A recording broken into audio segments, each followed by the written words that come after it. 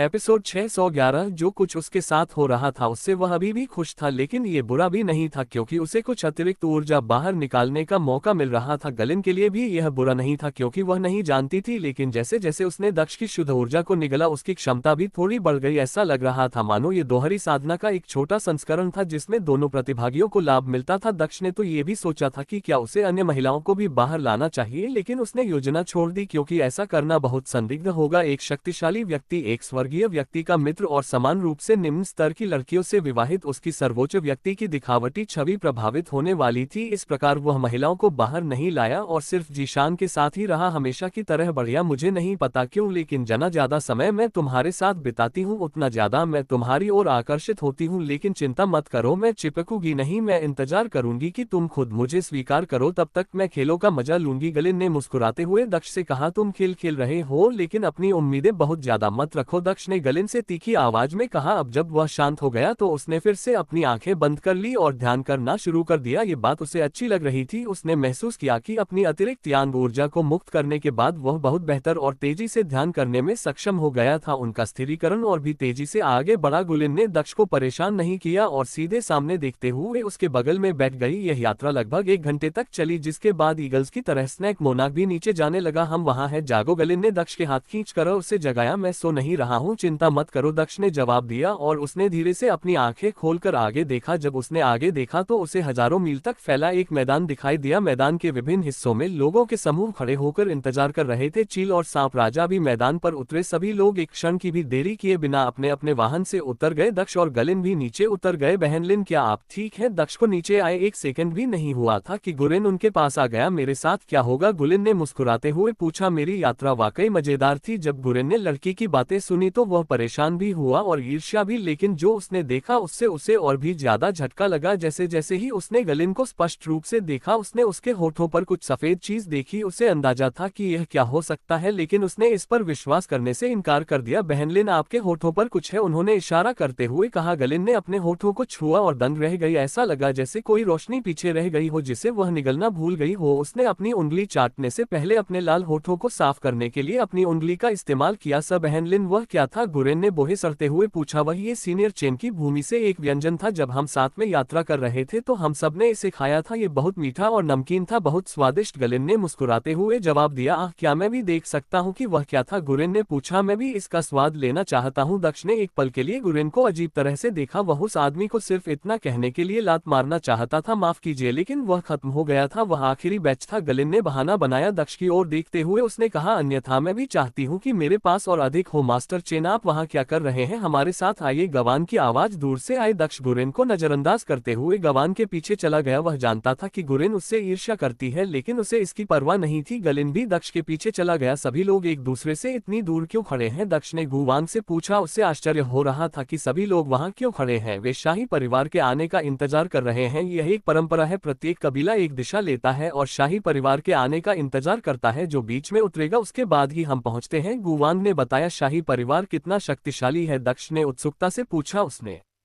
गवान की ताकत पहले ही देख ली थी, जो उसकी नज़र में ज्यादा नहीं थी। जहां तक राजा का सवाल है, उसे यकीन था कि उस आदमी में भी कोई ताकत नहीं हो सकती। दक्ष को अमर दुनिया के बारे में थोड़ा बहुत पता था। वह जानता था कि वह चारों दिशाओं के 4 समुद्र जितना शक्तिशाली नहीं था, लेकिन फिर भी वह उनके सर्वोच्च रैंकिंग वाले जनरल जितना ही शक्तिशाली था। इसलिए वह मानता था कि वह किसी से भी ज्यादा शक्तिशाली है। वह यहाँ किसी को भी पा सकता है, बशर्ते वह व्यक्ति अमर दुनिया में दूसरे सबसे ऊंचे स्थान पर न हो। उसे संदेह था कि वह यहाँ उसे पा सकता है। राजा, अगर मैं अनुमान लगाऊं तो वह मुझसे 2 गुना ताकतवर है, गुवांग ने जवाब दिया। तुमसे 2 गुना ताकतवर? उस मामले में ये बहुत कमजोर है। दक्ष ने भोग सिक्रिया था। अमर दुनिया का ये हिस्सा बहुत पीछे था। वरिष्ठ, क्या मैं पूछ सकता हूँ कि आपका साधना क्षेत्र क्या है? गुवांग ने पूछा। कुछ ही घंटों में तुम्हारे शाही परिवार को नष्ट करने के लिए पर्याप्त है, दक्ष ने स्पष्टता से उत्तर दिया। बस इतना ही तुम्हें पता होना चाहिए। आह, ठीक है। गवान को समझ में आ गया कि दक्ष को अपने साधना क्षेत्र के बारे में बात करना पसंद नहीं है। उसने इस बारे में और बात न करने का फैसला किया था। जब दक्ष गुवांग गवान के पास खड़ा था तो उसने कई लोगों की नजरें अपनी ओर खींच ली। दूसरे कबीलों के सभी नेता उस युवक को देख रहे थे जो उस रहस्यमय सांप जानवर पर सवार होकर आया था। ये लड़का कौन था? वह गू कबीले का सदस्य नहीं लग रहा था। क्या वह गू कबीले का कोई गुप्त सदस्य था? वह निश्चित रूप से गवान के साथ खड़ा था, जैसे कि वह गू कबीले का सबसे बड़ा आदमी था। ज्यादातर लोगों को लगा कि दक्ष भी ट्रायल में हिस्सा लेने जा रहा है। कुछ लोग तो हैरान भी थे कि गवान दक्ष के प्रति इतना सम्मान क्यों दिखा रहा था। जब हर कोई दक्ष के बारे में सोच रहा था तो लोगों का एक और समूह गोल्डन क्रेन पर बैठा हुआ आया। मुझे कहना होगा ये बहुत ही सुंदर जानवर है, दक्ष ने गोल्डन क्रेन की ओर देखते हुए कहा। कितने खूबसूरत जानवर है, मेरे सामने तो ये कुछ भी नहीं है। उसके पीछे से एक और आवाज आई। पीछे मुड़कर दक्ष ने देखा कि सांप सम्राट उसके चारों ओर उड़ रहा है। ये सांप बोल सकता है? गूवांग ने आश्चर्य से कहा। गवान को सांप सम्राट को बोलते देखकर आश्चर्य हुआ। केवल गलेन ही जानता था कि यह आदमी न केवल बोल सकता है बल्कि वह बहुत अधिक बोल सकता है। ये सही है, मैं तुम्हें वापस भेजना भूल गया। इधर आओ, दक्ष ने कहा और उसने अपना हाथ सांप सम्राट की ओर बढ़ाया। नहीं नहीं, मैं वादा करता हूँ कि मैं आज बकवास नहीं बोलूंगा, मुझे बाहर रहने दो, सर्प सम्राट ने उत्तर दिया और दक्ष से उसे बाहर रहने देने के लिए कहा। आपका वादा? मैं वादा करता हूँ। बातचीत खत्म होते ही दक्ष वापस सारस की ओर मुड़ा। उसने देखा कि राजा सबसे आगे था, उसके पीछे दूसरे लोग थे। उसका बेटा क्रेन पर उसके बाईं ओर बैठा था जबकि उसकी छोटी बेटी दाईं ओर बैठी थी। राजकुमार दक्ष की तरह फिट था, अपने पिता के बिल्कुल विपरीत जो थोड़े मोटे थे। जहां तक राजकुमारी की बात है वह राजा के समान ही लग रही थी क्योंकि वह भी उसकी तरह गोल मटोल थी। सैकड़ों की संख्या में ऐसे सारस मैदान के बीचों बीच उतरे। अब वह समय था जब दूर खड़े दूसरे कुलों के लोग उनकी ओर चलने लगे।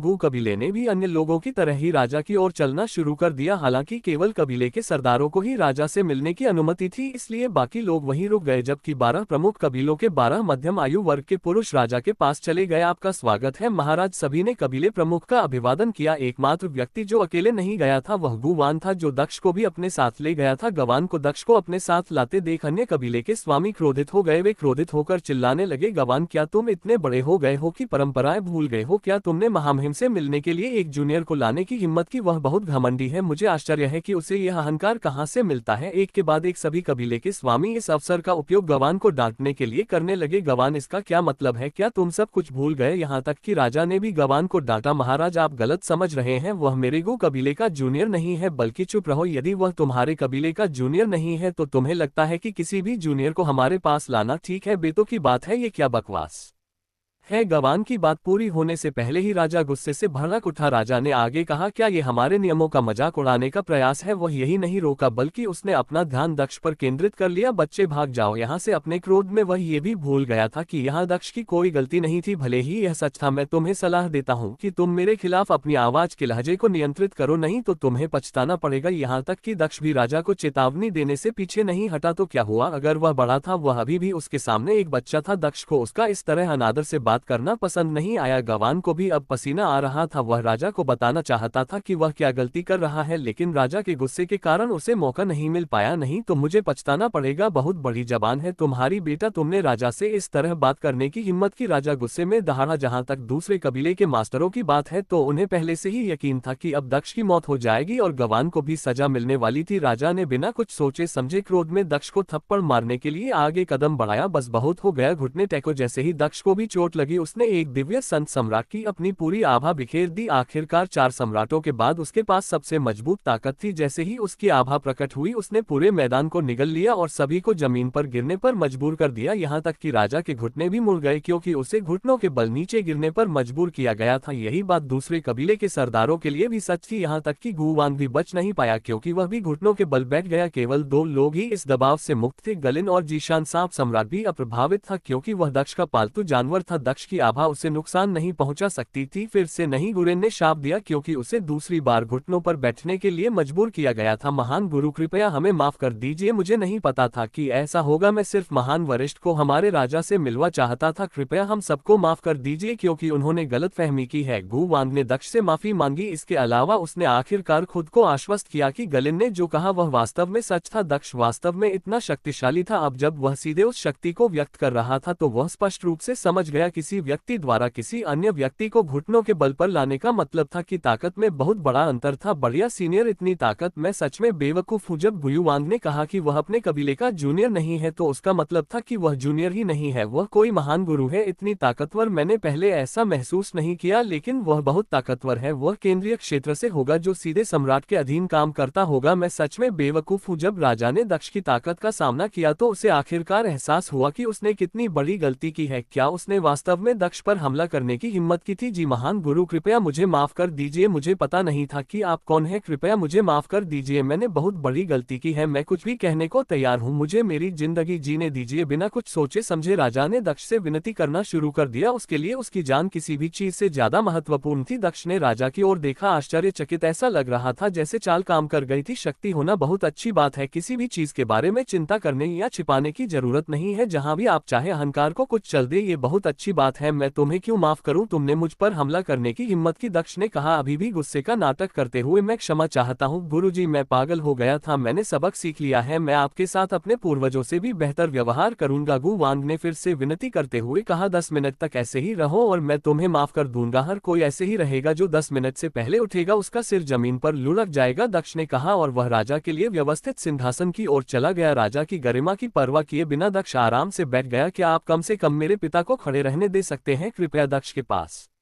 जाकर गलेन ने अनुरोध किया। ठीक है, उससे कहो कि वह खड़ा हो सकता है। बाकी लोग घुटनों के बल बैठे रहे। दक्ष ने आदेश दिया। दक्ष सिंहासन पर बैठ गया और केवल गवान को खड़ा होने दिया। उसने बहुत समय से ताकतवर लोगों का अहंकार देखा था, अब जब उसके पास ताकत थी तो वह अहंकार को 2 गुना वापस करना चाहता था। दूर घुटनों के बल बैठे गु कबीले के सदस्य दक्ष की ओर देख रहे थे, उम्मीद कर रहे थे कि उन्हें भी ऊपर जाने दिया जाएगा, लेकिन ऐसा नहीं हुआ। दक्ष बहुत अधिक एहसान नहीं करने वाला था, क्योंकि वह गु कबीले और अन्य लोगों के बीच संबंध खराब नहीं करना चाहता था। अगर वह गु कबीले को खड़ा करता तो दूसरे लोग सोचते कि यह गु कबीले की उन्हें अपमानित करने की योजना है। दूसरी ओर अगर वह गवान को सिर्फ गुलिन के कहने पर खड़ा करता तो वे सोचते कि वह सिर्फ इसलिए ऐसा कर रहा है क्योंकि वह गुलिन के करीब है। गवान, कृपया मेरे बारे में भी सीनियर से बात करें, मैंने गलती की है, कृपया उनसे मुझे भी माफ करवाएं। राजा ने गु वांग से विनती की। जब उसने गवान को खड़ा देखा, मैं कोशिश करूंगा, गु वांग ने आह भरते हुए कहा, लेकिन तुमने वाकई मेरे लिए चीजें मुश्किल कर दी है। मैं सिर्फ सीनियर को तुमसे मिलवा चाहता था। हमें खुशी है कि उसने इस अपमान के लिए सबको नहीं मारा। गवान दक्ष के पास गया, लेकिन इससे पहले कि वह कुछ कह पाता दक्ष चिल्लाया, मैं तुम्हारी बात नहीं सुनने वाला। 10 मिनट खत्म होने से पहले कोई भी खड़ा नहीं होगा। दक्ष ने बिना सुने ही मना कर दिया। गु वांग ने निराशा में अपना सिर हिलाया, हालांकि अंदर से वह खुश था। ठीक वैसा ही हुआ जैसा उसने योजना बनाई थी। अब राजा को अपनी जगह समझ में आने वाली थी और वह अपने गु कबीले से डरने वाला था। दक्ष की आज की उपस्थिति गु कबीले को आने वाले दशकों तक सुरक्षित रखने वाली थी। कोई अन्य विकल्प न होने पर राजा ने निर्णय लिया कि वह केवल प्रतीक्षा ही कर सकता है। समय बीतता गया और हर बीतते पल के साथ राजा को लगा कि उसका आत्मसम्मान कम होता जा रहा है, उसका अहंकार भी समय के साथ कम होता जा रहा था। 10 मिनट पूरे हो गए हैं, आप लोग खड़े हो सकते हैं। दक्ष ने लोगों को आदेश दिया और वह सहजता से खड़ा हो गया। अंततः अन्य लोग भी खड़े हो गए। खड़े होने के बाद बाकी लोगों ने राहत की सांस ली, ऐसा लगा कि उनकी सजा खत्म हो गई है और वे फिर से शुरू कर सकते हैं। राजा दक्ष के पास गया और अपनी गरिमा की परवाह किए बिना उसने दक्ष के सामने झुककर सम्मान व्यक्त किया। ने आदर पूर्वक कहा, धन्यवाद महान गुरु, गलती दोबारा मत दोहराना, तुम अपना सिंहासन ले सकते हो। दक्ष ने जवाब दिया, नहीं महान गुरु के रहते हुए मैं सिंहासन पर बैठने का साहस कैसे कर सकता हूँ, कृपया सिंहासन ग्रहण करें और आज के लिए हमारी योजना का आनंद ले, मैं आपके आसपास की सीट पर बैठूंगा। राजा ने उत्तर दिया और सिंहासन के चारों ओर रखी दूसरी कुर्सी की ओर इशारा किया। सिंहासन के अलावा और भी कुर्सियां थी, लेकिन बाकी कुर्सियां थोड़ी छोटी थी, क्योंकि यहाँ केवल राजा के सिंहासन को ही सबसे बड़ा होने की अनुमति थी। जहाँ तक बाकी की बात है, वे थोड़ी छोटी थी और संप्रदाय के गुरुओं के बैठने के लिए थी। अगर तुम ऐसा कहते हो, दक्ष ने प्रस्ताव स्वीकार करते हुए कहा, जब राजा खुद चाहता था तो वह क्यों मना करने वाला था। वह फिर से सिंहासन पर बैठ गया। राजा दक्ष के दाहिनी ओर वाली कुर्सी पर बैठ गया। हम भी क्षमा चाहते हैं महान गुरु, हमें नहीं पता, हमें बहुत खुशी है कि आप इस कार्यक्रम में भाग ले रहे हैं। हम आपको बाद में अपने समूह में आमंत्रित करना चाहेंगे, आप वहां आराम कर सकते हैं। आपकी मेजबानी करना हमारे लिए खुशी की बात होगी। जैसे ही मामला खत्म हुआ, दूसरे संप्रदाय के गुरु भी दक्ष के करीब आने की कोशिश करने लगे। लगभग सभी ने उसे कुछ समय के लिए अपने साथ रहने के लिए लिए आमंत्रित किया। यहाँ तक कि राजा ने भी दक्ष को आमंत्रित किया। दूर खड़े गवान के चेहरे पर गहरी उदासी थी। ये परीक्षा का समय था, अब उसे पता चलने वाला था कि उसकी बेटी सफल हुई या नहीं। अगर वह सफल हुई तो दक्ष राजा के प्रस्ताव को भी ठुकरा देगा और गू कबीले के साथ रहने पर जोर देगा। उसने सोचा, नहीं, मैं आपका प्रस्ताव स्वीकार नहीं कर सकता। दक्ष ने सीधे मना कर दिया, मैं पहले से ही गू कबीले में रह रहा हूँ, मैं कोई और प्रस्ताव स्वीकार नहीं कर सकता। जब गूवांग ने दक्ष का जवाब सुना तो उसने राहत की सांस ली। उसकी बेटी सफल हो गई थी। ठीक है, हम तुम्हें मजबूर नहीं करेंगे, लेकिन बस याद रखना हमारे स्थान के द्वार तुम्हारे लिए हमेशा खुले हैं, राजा ने दक्ष से कहा। अन्य कबीले के गुरुओं ने भी इसी तरह के प्रस्ताव व्यक्त किए। ठीक है, मैं इस बारे में सोचूंगा, अभी आपको समय बर्बाद नहीं करना चाहिए, दक्ष ने जवाब दिया। ये सही है, सीनियर का समय महत्वपूर्ण है, इसलिए काम में देरी करना बंद करो। सभी लोग बैठ जाओ ताकि हम शुरू कर सके, राजा ने घोषणा की। उनकी घोषणा के अनुसार सभी लोग अपनी अपनी सीट पर बैठने लगे। हरे बालों वाला एक आदमी सिंहासन के दूसरी ओर खाली पड़ी कुर्सी की ओर चला आया, जो दक्ष के ठीक बगल में थी। हाँ, तुम वहां नहीं बैठ सकते। इससे पहले कि हरे बालों वाला आदमी बैठ पाता, राजा ने उसे रोक दिया और चिल्लाते हुए खड़ा हो गया, लेकिन महाराज, मैं हर साल इसी जगह पर बैठता हूँ क्योंकि मेरा हान परिवार हमेशा विजेता होता है, मैं यहाँ क्यों नहीं बैठ सकता? हरे बालों वाले आदमी ने उलझन में पूछा। गूवांग अब उस जगह पर बैठेगा, तुम अगली जगह पर बैठो, राजा ने हरे बालों वाले आदमी को आदेश दिया, जो सब कुछ समझ रहा था। ये दक्ष को खुश करने के लिए था, जो दक्ष के करीब था। ये सही है, मैं भूल गया था कि आज भाई गू की बारी है, भाई गू कृपया बैठ जाए, हरे बालों वाले आदमी ने कहा। उसे एहसास हुआ कि उसे भी साथ खेलना चाहिए। वह एक अलग कुर्सी पर बैठ गया। गूवांग दक्ष के बगल में बैठा था, उसे गर्व महसूस हो रहा था, सब कुछ ठीक चल रहा था। अपने मन में वह दक्ष को उसके जंगल में रुकने के लिए आशीर्वाद दे रहा था। वास्तव में वह पिछली स्पर्धा में अपनी किस्मत को भी धन्यवाद दे रहा था, जिसमें वह आखिरी स्थान पर आया था। अगर वह आखिरी स्थान पर नहीं आता तो वह उस बेकार जंगल के बजाय जमीन का कोई महत्वपूर्ण टुकड़ा जीत लेता और फिर वह दक्ष को नहीं जान पाता। उसे आखिरकार समझ में आ गया कि कभी कभी हारना भविष्य के लिए कितना महत्वपूर्ण होता है। केवल इसलिए कि मैं दक्ष को जानता हूँ, मुझे इतना सम्मान मिल रहा है, अगर मेरी बेटी उससे शादी कर ले तो मैं कल्पना भी नहीं कर सकता, मैं इस राज्य के राजा से कम नहीं बनूंगा, कौन जानता है मैं उससे भी ज्यादा बन सकता हूँ। गूवांग ने अपनी बेटी को देखते हुए सोचा, उसे सफल होना ही होगा, उसे दक्ष को अपने प्यार में डालना ही होगा। मुझे परवाह नहीं है कि मुझे क्या करना है, मैं इस अवसर को बर्बाद नहीं होने दूंगा, वह सिर्फ मेरी बेटी का होगा। गूवांग ने अपनी मुट्ठी भींच ली और तय करने लगा कि उसे क्या करना है। सभी लोग अपनी सीटों पर बैठ गए, यहाँ तक कि कबीले के सदस्य भी, जो इस कार्यक्रम में भाग लेने के लिए यहाँ आए थे। जहाँ तक जीशान और गलिन की बात है, दक्ष ने उनके लिए अपने ठीक पीछे 2 सीटें व्यवस्थित कर ली ताकि वह उनके करीब रह सके और जरूरत पड़ने पर उनसे बात कर सके। जहां तक सांप सम्राट की बात है, वह दक्ष के कंधे पर दुपट्टे की तरह टिका हुआ था, वह अपना वादा निभा रहा था और कुछ नहीं बोल रहा था। महान वरिष्ठ, क्या गूवांग ने आपको आज की घटना के बारे में बताया और क्या हुआ? राजा ने दक्ष से पूछा। उन्होंने मुझे कुछ स्पष्ट बातें बताई, जैसे कि यह संसाधनों के वितरण के लिए है और युवा और वृद्धों के बीच कई तरह की प्रतिस्पर्धा होती है, साथ ही यह भी कि आप तय करें कि वे कार्यक्रम क्या होने जा रहे हैं। दक्ष ने सहजता से उत्तर दिया। राजा ने उत्तर दिया, ठीक है, इसका सार यही है। राजा ने आगे बताया, इस प्रतियोगिता में 2 स्तर है, पहला जिसमें 25 वर्ष से कम आयु के युवा भाग लेते हैं, दूसरा जिसमें थोड़ी बड़ी पीढ़ी प्रतिस्पर्धा करती है और तीसरा जिसमें कबीले के स्वामी प्रतिस्पर्धा करते हैं। जैसा कि आप पहले ही अनुमान लगा चुके होंगे, पहला स्तर छोटे संसाधनों के लिए है, जैसे कि राज्य के कुछ हिस्सों में व्यापार करने का अधिकार। दूसरा स्तर थोड़ा महत्वपूर्ण है क्योंकि यह तय करता है कि जंगल, तालाब और अन्य भूमि का कौन सा टुकड़ा किसे मिलेगा, तथा तीसरा स्तर सबसे महत्वपूर्ण है क्योंकि यह तय करता है कि सोने की खदानों, हर्ब माउंटेन तथा अन्य स्थानों तक कौन पहुंच सकता है। राजा को समझाने में ज्यादा समय नहीं लगा। मैं समझता हूं, फिर आप पहले स्तर से शुरुआत कर सकते हैं, दक्ष ने जवाब दिया। वह अमर दुनिया के युवाओं के कौशल को देखकर उत्साहित था। मैं यह अवसर तुम्हें देना चाहता हूं, कृपया तय करो कि वे किस विषय पर प्रतिस्पर्धा करेंगे। राजा ने दक्ष से चापलूसी करते हुए कहा। एक वाक्य ने सभी कबीले मालिकों को, यहाँ तक कि गवान को भी अचंभित कर दिया था। दूसरे कबीले के मास्टरों ने सोचा कि दक्ष निश्चित रूप से जहर बनाने जैसी कोई चीज चुनने जा रहा है जिसमें गू कबीला माहिर था। उन्हें लगा कि दक्ष को पहले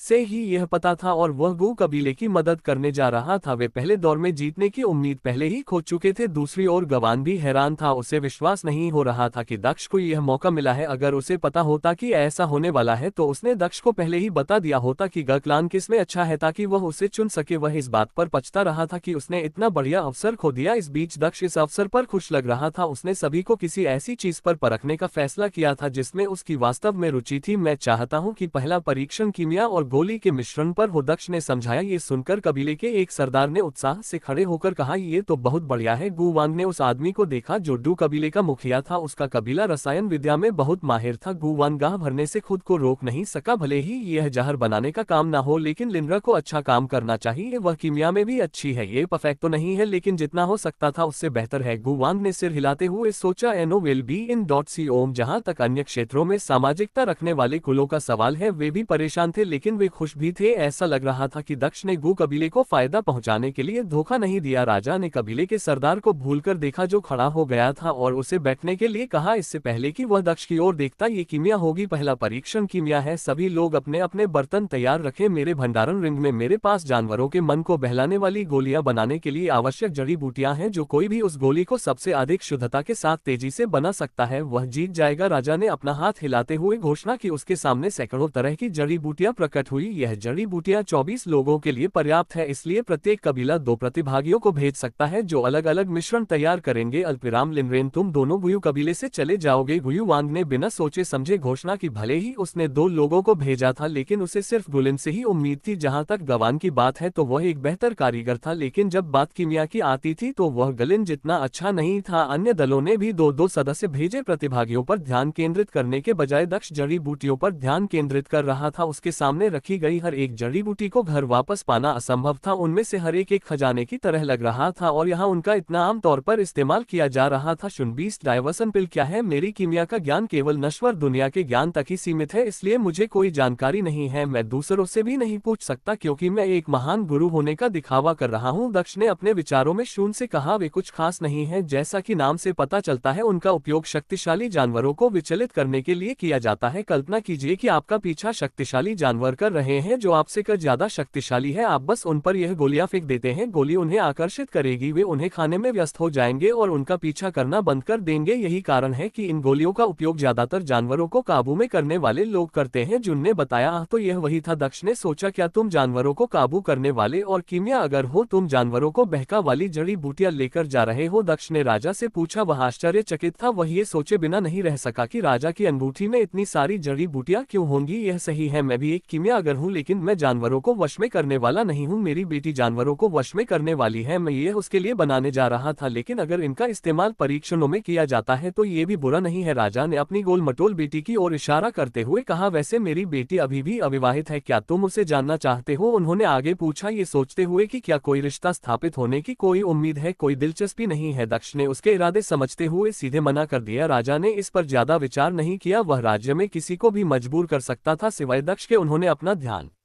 प्रतिभागियों की ओर केंद्रित किया। राजा से कुछ दूरी पर 24 लोग खड़े थे। वे सभी अपने अपने बर्तन लेकर आए थे। बर्तन में जड़ी बूटियां भी थी और अब वे तैयार थे। राजा ने पूछा, आप सभी के पास गोली बनाने के लिए केवल 30 मिनट होंगे? कोई अतिरिक्त मिनट नहीं दिया जाएगा, इसलिए अपने समय का सर्वोत्तम उपयोग करें, समझे? हाँ महाराज, प्रतिभागियों ने उत्तर दिया। राजा ने दक्ष की ओर देखते हुए कहा, आप जब चाहे प्रतियोगिता शुरू कर सकते हैं, देरी की कोई जरूरत नहीं है, आप सभी शुरू कर सकते हैं। दक्ष ने प्रतिभागियों से सीधे कहा। जब युवाओं ने मिश्रण बनाना शुरू किया तो आसमान में तेज धूप थी। ये दिलचस्प है, वे जिस शुरुआती प्रक्रिया का उपयोग करते हैं वही मैं करता था। क्या इसमें मेरी कीमिया से कोई अंतर नहीं है? क्या उच्च स्तर की कीमिया अलग नहीं होनी चाहिए? दक्ष ने सोचा, क्योंकि उसने उस प्रक्रिया को देखा जिसका हर कोई पालन कर रहा था। मैं करीब से देखना चाहता हूँ। दक्ष ने राजा से कहा, उनमें से सबसे अच्छा कीमिया अगर कौन है? सामने वाला लाल बालों वाला सबसे अच्छा होना चाहिए। उसका परिवार हमारे राज्य का कीमा अगर परिवार है, राजा ने उत्तर दिया। ये सोचकर कि दक्ष ये क्यों पूछ रहा था, दक्ष ने सिर हिलाया और खड़े होकर प्रतिभागियों की ओर चला गया। वह उन्हें क्रियान्वित होते देखना चाहता था और अधिक स्पष्ट रूप से समझना चाहता था। दक्ष सीधे लाल बालों वाले आदमी के पास गया और उसने निरीक्षण करना शुरू कर दिया। मैंने सुना है कि तुम सबसे अच्छे हो, मैं इसका परीक्षण करना चाहता हूँ। मुझे बताओ कि इस मिश्रण को बनाने के लिए तुम किस प्रक्रिया का पालन करते हो? जैसे कि मुझे कीमिया बिल्कुल भी समझ में नहीं आती, मैं तुम्हारा ज्ञान भी देखना चाहता हूँ। दक्ष ने उस आदमी से शांति से कहा। खुली आंखों से वह कोई अंतर या कोई विशेष बात नहीं देख सकता था, लेकिन कुछ ऐसा था जिसके बारे में वह मानता था कि वह अलग है। कितना महान आदमी है, इतना ज्ञानी सावधानी होने के बावजूद वह समझने के लिए व्यक्तिगत रूप से परीक्षण करना चाहता है। कमाल है, गुवांग ने आश्चर्यचकित होकर कहा। राजा ने भी सिर हिलाया। वह पहले से ही जानता था कि दक्ष एक शक्तिशाली साधक था, लेकिन वह ये भी मानता था कि दक्ष एक कीमियागर था, क्योंकि वह पहचान गया था कि जड़ी बूटियां किस गोली के लिए थी। चूंकि दक्ष उसके पास खड़ा था, लाल बालों वाला आदमी भी थोड़ा डरा हुआ था। उसने गहरी सांस ली, क्योंकि उसे समझ में आ गया था कि ये दक्ष को प्रभावित करने का एक मौका था और वह गड़बड़ नहीं कर सकता था। अल्पविराम, सबसे पहले मैंने लौकिक ज्वाला को प्रज्वलित किया, जिसका उपयोग हम मिश्रण बनाने के लिए करते हैं। ज्वाला में मूल ऊर्जा प्रचुर मात्रा में है, जो हमें कीमिया में और गोलियों की गुणवत्ता सुधारने में मदद करती है। लाल वाले व्यक्ति ने नीचे की ज्वाला की ओर इशारा करते हुए दक्ष को उत्तर दिया। टेम्पोरल फ्लेम ये क्या है और इसे कैसे प्रज्वलित किया जाता है? दक्ष ने उस आदमी से पूछा। चूंकि वह परीक्षक था, इसलिए वह यहाँ कीमिया की प्रक्रिया को समझने के लिए इसका पूरा उपयोग करने वाला था। हम इन ज्वालाओं को जलाने के लिए अपनी लौकिक आभा का उपयोग कर सकते हैं। हम ऐसा कैसे करते हैं? ये सरल है। हम कीमियागार के लिए बनाई गई कीमिया अगर लॉ मैनुअल का उपयोग करते हैं, ताकि उन्हें सिखाया जा सके कि वे अपनी लौकिक आभा का उपयोग कैसे करें। लाल बालों वाले व्यक्ति ने समझाया। उन्होंने आगे बताया, प्रत्येक व्यक्ति की एक लौकिक आभा होती है। उनकी ज्वाला कितनी शुद्ध है यह उनकी आभा पर निर्भर करता है। टेम्पोरल ओरा हो, मेरे पास भी एक होना चाहिए। मैं बाद में गलिन से कीमिया फ्लेम मैनुअल मांगूंगा। दक्ष ने हालांकि कुछ नया समझा। वह इस बात से आश्चर्यचकित था कि यह लोग कीमिया में कितने उन्नत थे। ये प्रक्रिया जो इतनी सरल दिखती थी, उसमें पहले चरण से ही इतने सारे रहस्य थे। उन्होंने मूल ऊर्जा से भरपूर लपटों का उपयोग करना सीख लिया था, जबकि उनके पास मूल ऊर्जा का उपयोग करने की कोई क्षमता नहीं थी। आगे क्या? दक्ष ने अगले विषय पर जाते हुए पूछा। मैं जिस कढ़ाई का उपयोग कर रहा हूँ वह हमारी पारिवारिक धरोहर है और संत सम्राट श्रेणी की कलाकृति है। इसे 7 सूर्य वाली कढ़ाई कहा जाता है। ये दवा की गुणवत्ता को और भी बेहतर बना सकती है, लेकिन इसमें जहर नहीं बनाया जा सकता, अन्यथा इसकी गुणवत्ता कम हो जाएगी। उस व्यक्ति ने कढ़ाई की ओर बढ़ते हुए आगे बताया। उसने जानबूझकर जहर वाली बात का जिक्र किया था। वह नहीं चाहता था कि दक्ष कढ़ाई लेकर गलिन को दे दे, क्योंकि वह उसके बहुत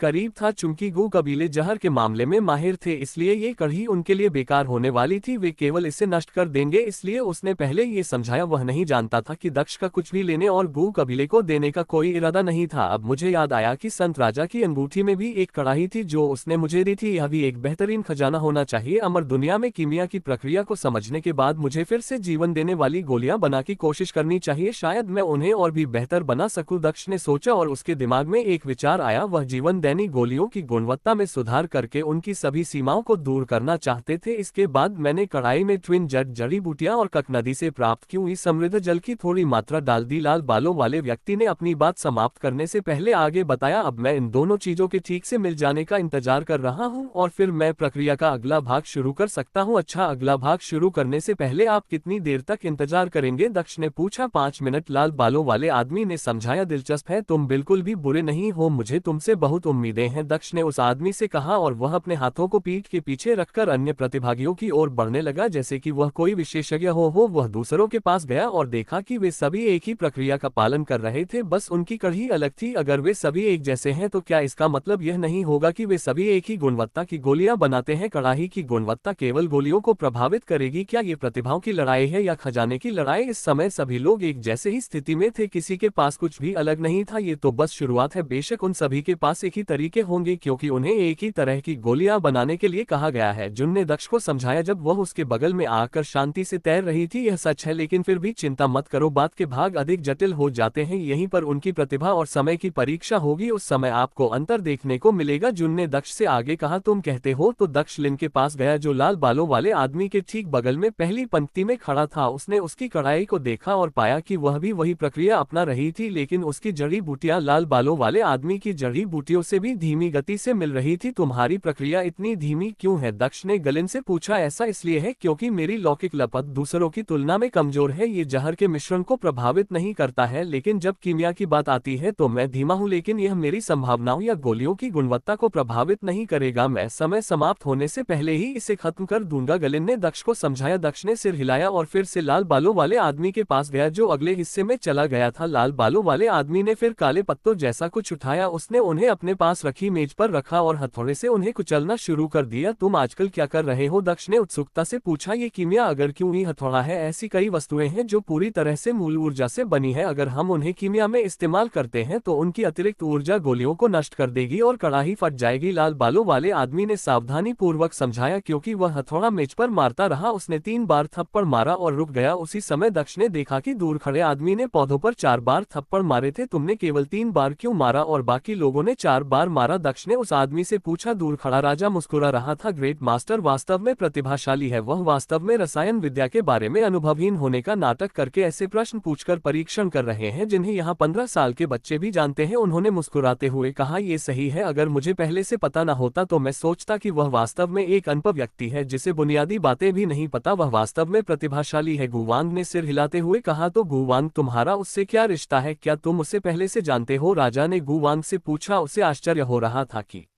वह ऐसे महान व्यक्ति को कैसे जानता है। वास्तव में मैं भी उसे लंबे समय से नहीं जानता था। वह शहर से गुजर रहा था और उसने हमारे जंगल में आराम करने का फैसला किया जो हमें पिछली बार दिया गया था। गुवांग ने बताना शुरू किया। उन्होंने आगे कहा, मेरी बेटी और अन्य युवा भी उस जंगल में थे। यहीं पर उनकी एक दूसरे से जान पहचान हुई और मेरी बेटी तथा महान गुरु एक दूसरे के करीब आने लगे। तुम्हारा मतलब है कि वह और तुम्हारी बेटी साथ है? वे साथ है। राजा ने आश्चर्य से पूछ। उससे पहले से ही इसकी उम्मीद थी, लेकिन ये जानकर कि यह सच था वह अभी भी हैरान था। मुझे लगता है कि आप ऐसा कह सकते हैं, वे दोनों एक दूसरे से प्यार करते हैं। गुवांग ने मुस्कुराते हुए कहा। तो इसीलिए उसने मेरी खूबसूरत बेटी को मना कर दिया। तुम सचमुच भाग्यशाली हो कि तुम्हें वह तुम्हारा भावी दामाद मिला। राजा ने आह भरते हुए कहा। उसे अपनी योजना बदलने में ज्यादा समय नहीं लगा और उसने आगे कहा, इसी विषय पर मैं सोच रहा था कि क्या मुझे अपनी बेटी की शादी आपके कुल में करनी चाहिए। मैंने हमेशा आपके कुल की सराहना की है। हमें उस नजदीकी को रिश्ते में बदल देना चाहिए। मेरी बेटी आपके बड़े बुजुर्ग के बेटे से शादी कर सकती है। मैं भूल गया कि उसका नाम क्या था। उसने आगे कहा, इससे कोई फर्क नहीं पड़ता कि वह सीधे दक्ष से संबंधित नहीं हो सकता, यहाँ तक कि अप्रत्यक्ष रूप से संबंधित होना भी बुरा नहीं था। दक्ष उनका रिश्तेदार था, उसे भी एक रिश्तेदार होना था ताकि भविष्य में उसका दक्ष से रिश्ता बन सके। कौन जानता था दक्ष एक दिन बहुत बड़ा आदमी बन सकता है। यह एक अच्छा विचार है। मुझे कोई समस्या नहीं है महाराज, हम उनकी शादी करा सकते हैं। गुवांग ने सिर हिलाते हुए कहा। उनके पीछे बैठी जीशान को यह सब मजेदार लग रहा था। यह आदमी दक्ष के भावी ससुर होने का नाटक कर रहा था जबकि दक्ष सीधे कीमिया में विशेषज्ञ होने का नाटक कर रहा था। उसने बस अपने हाथ मोड़ लिए और देखने का फैसला किया और हस्तक्षेप नहीं करने का फैसला किया। उसने वह किताब भी खोली जो दक्ष ने उसे दी थी और वह बुनियादी बातें समझना जारी रखता था। हम इन हथौड़ का उपयोग धीरे धीरे क्यूई को उनमें इंजेक्ट करके सामग्रियों की अतिरिक्त मूल ऊर्जा को हटाने के लिए करते हैं। यही मैं कर रहा हूँ। यदि हम बहुत कम क्यूई को संक्रमित करते हैं तो जड़ी बूटियां और पौधे अस्थिर हो जाएंगे और प्रभाव वैसा ही होगा जैसा कि उन पर कुछ न करने से होगा। लाल बालों वाले व्यक्ति ने समझाया। NOVELBE.com। दूसरी ओर यदि हम बहुत कम मात्रा में इंजेक्शन लगाते हैं तो यह इन सामग्रियों को बेकार कर देगा। यही कारण है कि हर कोई अपनी समझ और अपने हथौड़ की गुणवत्ता के अनुसार क्यूई की एक अलग मात्रा का उपयोग करता है। मैंने भी यही योग किया। उन्होंने आगे कहा, जहां तक सवाल है कि अन्य लोग कम या अधिक मात्रा में इसका उपयोग क्यों करते हैं, तो हो सकता है कि उन्हें यही सही लगता हो। उन्होंने अपनी बात जारी रखते हुए कहा। जैसे ही उन्होंने पत्तियों को उठाया और उन्हें कढ़ाई में फेंक दिया, उसके बाद कढ़ाई को बंद कर दिया। अल्पविराम। तो यही बात जून ने कही जब उसने कहा कि जल्द ही अंतर दिखने लगेगा। जल्द ही सभी ने काली पत्तियों को कढ़ाई के अंदर रख दिया सिवाय गलिन के जो अभी भी शुरुआती मिश्रण का इंतजार कर रही थी। 2 मिनट बाद ही वह पत्तों के पास पहुंची और उन्हें मारना शुरू कर दिया। हालांकि उसने पत्तों को कड़ाही में रखने से पहले सिर्फ एक बार मारा। खैर यह व्यक्ति पर निर्भर करता है, लेकिन मुझे ये देखना अच्छा लगेगा कि कौन सा तरीका पूर्णता के करीब है। दक्ष ने सोचा। लाल बालों वाले आदमी ने फिर से कढ़ाई खोली और उसमें लाल जड़ी बूटियां मिलाना शुरू कर दिया। ये दिव्य क्यूई घास है जिससे गोलियां जानवरों को आकर्षित करती है। उन्होंने घास को अंत में रखते हुए कहा। और इसके साथ ही यह नुस्खा समाप्त होता है। हमें बस इंतजार करना है। उन्होंने कढ़ाई को फिर से बंद करते हुए आगे कहा। दक्ष ने सिर हिलाया और विचारों में खोए हुए अन्य प्रतिभागियों की ओर जाने लगा। मुझे बहुत सी चीजें सीखने की जरूरत है। आग, हथौड़ा चलाने की कला और भी बहुत कुछ। जूम, मेरा अगला रक्त परीक्षण कब होने वाला है? क्या मैं उससे उच्च रसायन विद्या का ज्ञान प्राप्त कर सकता हूँ? उसने जून से पूछा, ये सोचते हुए कि यह कब आने वाला है। ये जल्दी नहीं होगा। ये तब होगा जब तुम्हारा वंश 50% परिवर्तित हो जाएगा। इसके लिए अभी भी समय है। इसलिए यदि तुम कीमिया सीखना चाहते हो तो तुम्हें खुद कड़ी मेहनत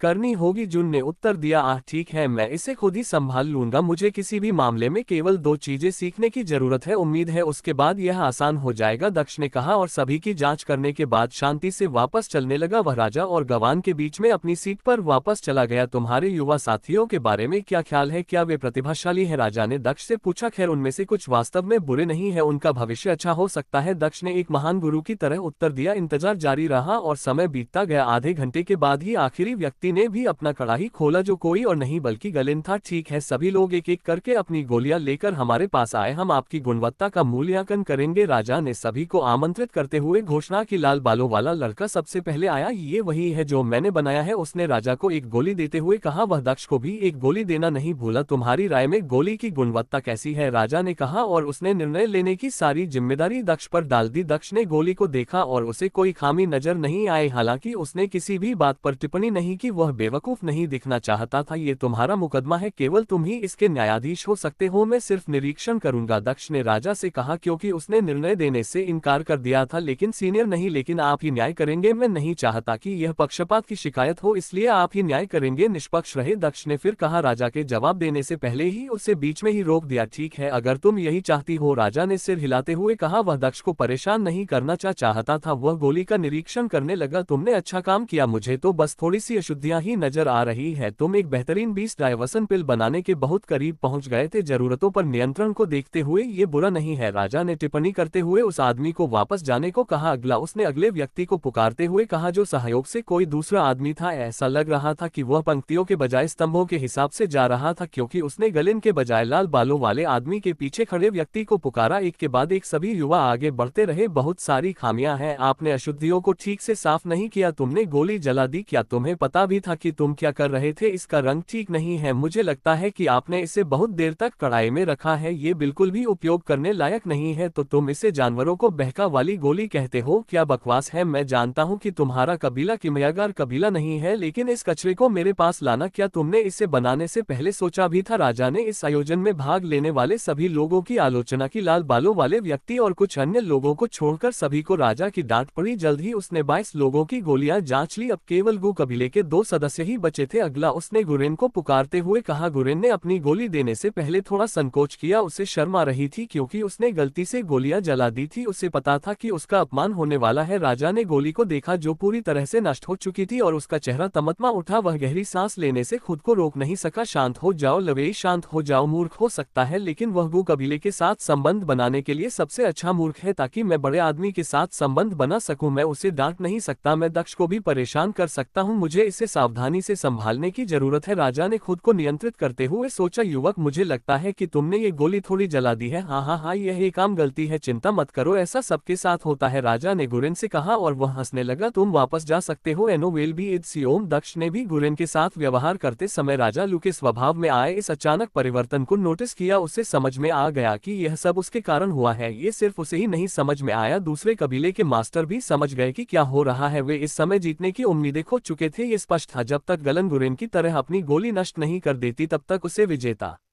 घोषित कर दिया जाता। अगला, राजा ने कहा। अब गलिन की बारी थी आगे बढ़ने की। उसने एक गोली दक्ष को दी और दूसरी राजा को। जैसे ही राजा ने गोली को देखा, वह एक बार फिर गहरी सोच में पड़ गया। ये गोली, इसका आकार और रंग एकदम सही है, इसमें अशुद्धियां भी कम है, लेकिन यह अपने मुख्य उद्देश्य में विफल हो जाती है। इसमें इतनी गंध नहीं है कि यह शक्तिशाली जानवरों को आकर्षित कर सके, इसलिए यह बस कुछ ऐसी चीज है जो असली जैसी दिखती है, लेकिन असल में यह एक बेकार गोली है। राजा ने गोली को देखते हुए सोचा, भगवान, उसे बस इतना करना था कि वह कोई गलती ना करे, लेकिन उसने कर दी। ऐसा लगता है कि अब मुझे खुलेआम धोखा देना होगा और उसे पहला स्थान देना होगा, राजा ने सोचा। ये सोचते हुए कि इससे कैसे निपटा जाए, तभी दक्ष ने अपने होठ खोले। वह एक विशेषज्ञ के रूप में देखा जाना चाहता था और वह बेहतर प्रतिष्ठा भी पाना चाहता था, इसलिए उसने इस अवसर का लाभ उठाने का फैसला किया। इससे कोई फर्क नहीं पड़ता कि गलन को पहला स्थान नहीं मिला, वैसे भी यह कोई और था जो जीत का हकदार था, इसलिए उसने कार्रवाई करने का फैसला किया। गलिन, ये गोली जो तुमने बनाई है, दक्ष ने गोली को देखते हुए कहा, जैसे वह वास्तव में एक महान गुरु था। इस गोली का रंग बहुत बढ़िया है, इसकी गंध भी अच्छी है और इसका आकार भी अच्छा है, लेकिन इसमें बस इतना ही है। इसके अलावा यह एक बेकार गोली है, इसमें इतनी गंध नहीं है कि यह ताकतवर जानवरों को आकर्षित कर सके। मुझे लगता है कि तुमने पत्ते रखने में थोड़ी जल्दी कर दी, तुम्हें सावधान रहना चाहिए था। वैसे भी यह गोली मानदंडों को पूरा नहीं करती है, दक्ष ने जोर से कहा। मुझे तुम्हारी परवाह है, इसलिए मुझे लगता है कि तुम्हें और मेहनत करनी चाहिए और अगली बार ठीक से जीतना चाहिए। राजा ने मुंह खोले हुए दक्ष को देखा। यह आदमी, उसने सच कहा था कि उसकी गोली बेकार थी, क्या इसका मतलब मतलब ये था कि वह नहीं चाहता था कि वह धोखा देकर जीत जाए। यह आदमी न केवल उसकी ताकत बल्कि उसका स्वभाव भी एक महान गुरु जैसा था। राजा वास्तव में प्रभावित हुआ। जहां तक दूसरे कबीले के मास्टरों की बात है, वे भी उत्साहित लग रहे थे। यह आदमी धोखा नहीं देना चाहता था, वह वास्तव में एक निष्पक्ष व्यक्ति था। उनकी प्रतिष्ठा उनके दिमाग में और भी बढ़ गई थी। वे वास्तव में दक्ष के लिए पहले के डर के बजाय सम्मान करने लगे थे। दूर खड़े गुलेन मुस्कुरा रहे थे। दक्ष ने वाकई अपने पैर पर कुल्हाड़ी मार ली थी। उसने गुलेन की मदद करने के बजाय उसका अपमान किया। अच्छा, बहुत अच्छा, अब उसे पता चल जाएगा कि वह उसके लिए सही व्यक्ति नहीं है। वह एक निर्दय बुरा आदमी है। अब जब उसे उसकी असलियत पता चल गई है तो वह उससे दूर रहेगी। अब मेरे लिए संभावनाएं बेहतर है। गुलेन ने दक्ष से प्रसन्न होकर सोचा। गुलेन और गवान के लिए वे भी खुश थे। वे इस बात से दुखी नहीं थे कि दक्ष ने उसे धोखा देने में मदद करने से इनकार कर दिया। जमीन का एक छोटा सा टुकड़ा उतना मायने नहीं रखता जितना दक्ष से जुड़ा होना। इसके अलावा उसने उन्हें जमीन के एक टुकड़े से भी ज्यादा महत्वपूर्ण चीज दी थी। उसने सबके सामने खुलकर कहा कि वह उसकी परवाह करता है। यह उनकी उम्मीद से कहीं ज्यादा बेहतर था। तो क्या हुआ अगर वे जीत नहीं पाए? राजा उनकी किसी भी बात के लिए मना नहीं करने वाला था। इसके अलावा राजकुमारी की जल्द ही गुलेन से शादी होने वाली थी। उनका मानना था कि गुवंश का भविष्य उज्जवल है। चूंकि दक्ष ने पहले ही स्वीकार कर ली थी, इसलिए राजा ने भी सिर हिला दिया। चूंकि अब उसे धोखा देने की जरूरत नहीं थी, इसलिए उसे आखिरकार राहत मिली और वह ईमानदार हो सका। महान मास्टर लंग सही कह रहे हैं, आपने सामग्री डालने में जल्दबाजी की, लेकिन यह एक आम गलती भी है क्योंकि यह सब समय के बारे में है। आप भविष्य में सुधार करेंगे। राजा ने विनम्रता से कहा, आप वापस जा सकते हैं। क्या आप पहले चरण के परिणाम घोषित करना चाहते हैं? प्रिंस लू ने दक्ष से पूछा। हालांकि मुझे पहले से ही पता है, फिर भी आप आगे बढ़ सकते हैं। जैसा कि मैंने कहा, यह आपकी प्रतिस्पर्धा है, आप इन चीजों को संभाले, मैं केवल पर्यवेक्षक हूँ। दक्ष ने सहजता से कहा, ठीक है, पहला नाम दुहान है। राजा ने लाल बालों वाले आदमी की ओर इशारा करते हुए कहा। दूसरा है मिंगलिया, तीसरा है। राजा ने एक के बाद एक प्रतिभागियों के नाम बताते हुए परिणाम घोषित किए। हालांकि गलिन ने गलती की थी, लेकिन कुछ अन्य लोग भी थे जिन्होंने उससे भी अधिक गलती की थी, इसलिए वह भाग लेने वाले 24 लोगों में से 7वां स्थान पाने में सफल रही। जहां तक गुलेन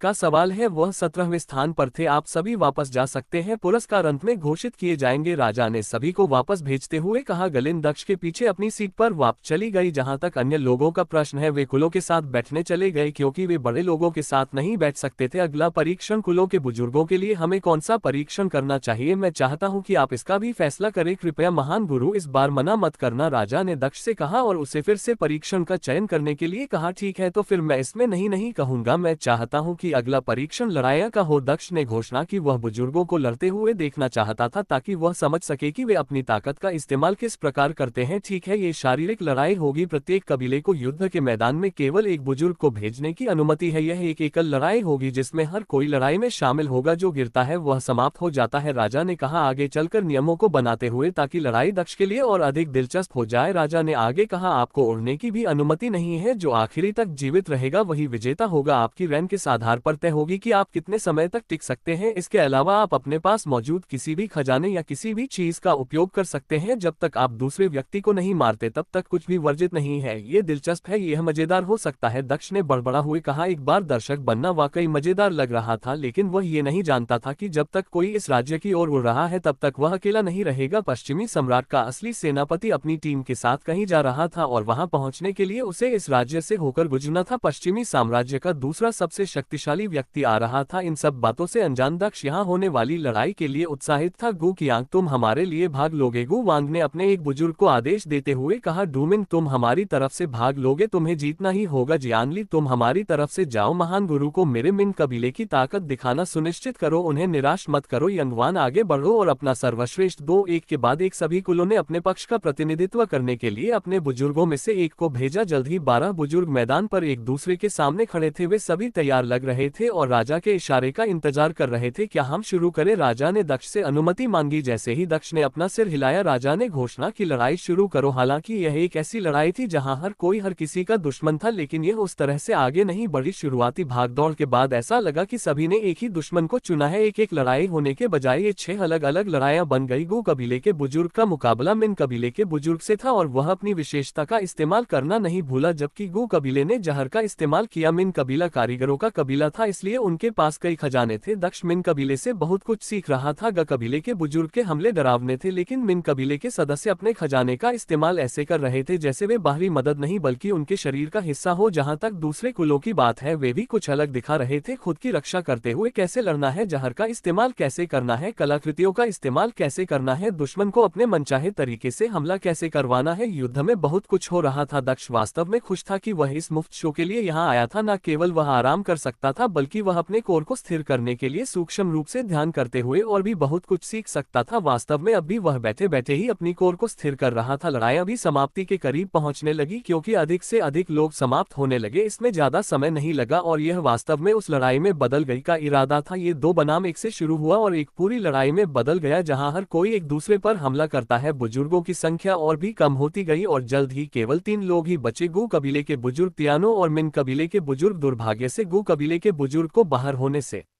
पहले यही करना था। वह तीसरे स्थान पर आया और वह भी हारकर जमीन पर गिर गया। अंत में तियानो किया जबकि मिन कबीले ने दूसरा स्थान प्राप्त किया। राजा ने कहा, मुझे नहीं लगता कि मुझे परिणाम घोषित करने की आवश्यकता है, वे पहले से ही आप सभी के सामने हैं। आप सभी वापस जा सकते हैं। इसके बाद 12 कुलों के कुलगुरु आगे बढ़ते हैं। यह अंतिम और सबसे महत्वपूर्ण परीक्षण का समय है। राजा के आदेश के अनुसार सभी कुलों के संप्रदाय गुरु खड़े हो गए और आगे बढ़ गए। गुवांग भी खड़ा हो गया और अन्य कुल गुरुओं के साथ खड़ा हो गया। महान गुरु, आप तीसरी परीक्षा क्या चाहते हैं? राजा ने एक बार फिर दक्ष से सलाह मांगी कि परीक्षा क्या होनी चाहिए, लेकिन इस बार दक्ष को वास्तव में पता नहीं था कि उसे क्या चुनना चाहिए। उसे केवल 2 चीजों में रुचि थी, युद्ध और कीमिया, और ये दोनों ही पहले ही घटित हो चुकी थी। कुछ देर सोचने के बाद ही उनके दिमाग में क्लन मास्टर्स का आया। क्या वे सभी जानवरों को वश में करने में सक्षम है? दक्ष ने उत्सुकता से पूछा। मुझे लगता है कि हाँ, ये कठिन नहीं है, राजा ने उत्तर दिया। ठीक है, आखिरी लड़ाई जानवरों को वश में करने की लड़ाई होगी। मुझे वहां ले चलो जहां तुम्हारे सबसे मजबूत जंगली जानवर रहते हैं। वे सभी एक जानवर को लेने की कोशिश करेंगे। जो सबसे मजबूत जानवर को वश में करेगा उसे सबसे अच्छा पद मिलेगा। मुझे लगता है कि ये दिलचस्प हो सकता है। दक्ष ने राजा से कहा, वह यात्रा में 1 दिन से ज्यादा समय लगेगा, लेकिन वहां एक दुस्वप्न चट्टान है जहां ज्यादातर जानवर रहते हैं। राजा ने समझाया, आमतौर पर वह इस आयोजन को इतनी अनावश्यक चीज तक बढ़ाने के लिए सहमत नहीं होता, लेकिन वह दक्ष को मना नहीं कर सकता था। अगर आप इससे होने वाली देरी के खिलाफ नहीं है तो मुझे ये कार्यक्रम पाकर खुशी होगी। आप क्या कहते हैं? उसने दक्ष से पूछा। मेरे पास खाली समय है, चिंता मत करो, दक्ष ने जवाब दिया। वैसे भी जब तक वह अपनी आत्मा को ठीक नहीं कर लेता तब तक उसे कोई जल्दी नहीं थी, इसलिए उसने इस राज्य में आराम करने का फैसला किया। ठीक है, केवल मैं संप्रदाय के गुरु और महान गुरुचेन ही हमारे साथ आएंगे क्योंकि वह जगह खतरनाक है। बाकी लोग यहीं रह सकते हैं, हमें 1 या 2 दिन में वापस आ जाना चाहिए। राजा ने खड़े होते हुए घोषणा की। यह तय था कि यह एक जानवरों को काबू करने की लड़ाई होगी। सब कुछ तय हो जाने के बाद दक्ष भी खड़ा हो गया। राजा की बातों पर ध्यान न देते हुए उसने जीशान से पूछा, क्या तुम आने वाले हो? जीशान ने अपना सिर हिलाया। मैं यहीं रहना पसंद करूंगा, हालांकि यह मजेदार होगा। तुम यहाँ क्या करोगी? दक्ष ने जीशान से पूछा। जीशान ने अपने हाथ में पकड़ी किताब उठाए और दक्ष को संकेत दिया कि वह क्या करने जा रहा है। दक्ष जीशान के करीब आ गया। हम जानवरों की भूमि पर जा रहे हैं, हम सीख सकते हैं कि वे जानवरों को कैसे पालते हैं। आप भी अपने लिए एक जानवर पाल सकते हैं, यह आपके लिए अच्छा होगा। उसने फुसफुसाना सुने। जब दक्ष ने जीशान को मजबूत बनाने वाली किसी चीज के बारे में बात की तो उससे तुरंत दिलचस्पी हो गई। उसके जीवन का पूरा उद्देश्य अब मजबूत बनना था ताकि वह अपने आसपास के सभी लोगों को सुरक्षित रख सके। ठीक है, मैं आऊंगा, जीशान ने खड़े होते हुए सहमति जताए। एनो विल बी इट सी ओम, क्या मैं भी आ सकता हूँ? गलिन ने भी पूछा। आप ऐसा नहीं कर सकते, अन्यथा यह उन लोगों के लिए अनुचित होगा जो यही मांग करेंगे। जैसा कि उन्होंने कहा, वह जगह खतरनाक है, मैं 2 लोगों की सुरक्षा नहीं कर सकता, आप यहीं रह। दक्ष ने गलिन से कहा और मना कर दिया। क्या अब हम चले? उसने राजा से पूछा जिसने अपना सिर हिलाया। बेशक, राजा ने सिर हिलाते हुए कहा। वह किसी भी हालत में शिकायत नहीं कर सकता था। राजा ने अपना स्वर्ण हंस बाहर लाने का सरल संकेत किया। अन्य संप्रदाय के गुरुओं ने भी अपने पशु बाहर निकाले। महान गुरु, क्या आप हमारे स्वर्ण हंस पर यात्रा करना चाहते हैं? राजा ने दक्ष से पूछा क्योंकि उसने देखा कि वह कोई जानवर नहीं लाया है। ठीक है, मेरे पास एक है, दक्ष ने मुस्कुराते हुए कहा। स्नेकी, काम पर लग जाओ, केवल तभी जब आप मुझे बोलने की अनुमति दे। सांप सम्राट ने अपनी आंखें घुमाते हुए कहा। वह सांप बोल सकता है? राजा के चेहरे पर भी वही भाव थे जो अन्य लोगों के थे जिन्होंने सांप सम्राट को पहली बार बोलते सुना था। गुवांग ने राजा से कहा, यह और भी बहुत कुछ कर सकता है। वह उस जगह पर गया था जहां राजा था। ठीक है, तुम बोल सकती हो, मैं तुम्हें वापस नहीं भेजूंगा, दक्ष ने आंखें घुमाते हुए जवाब दिया। हाँ हाँ हाँ।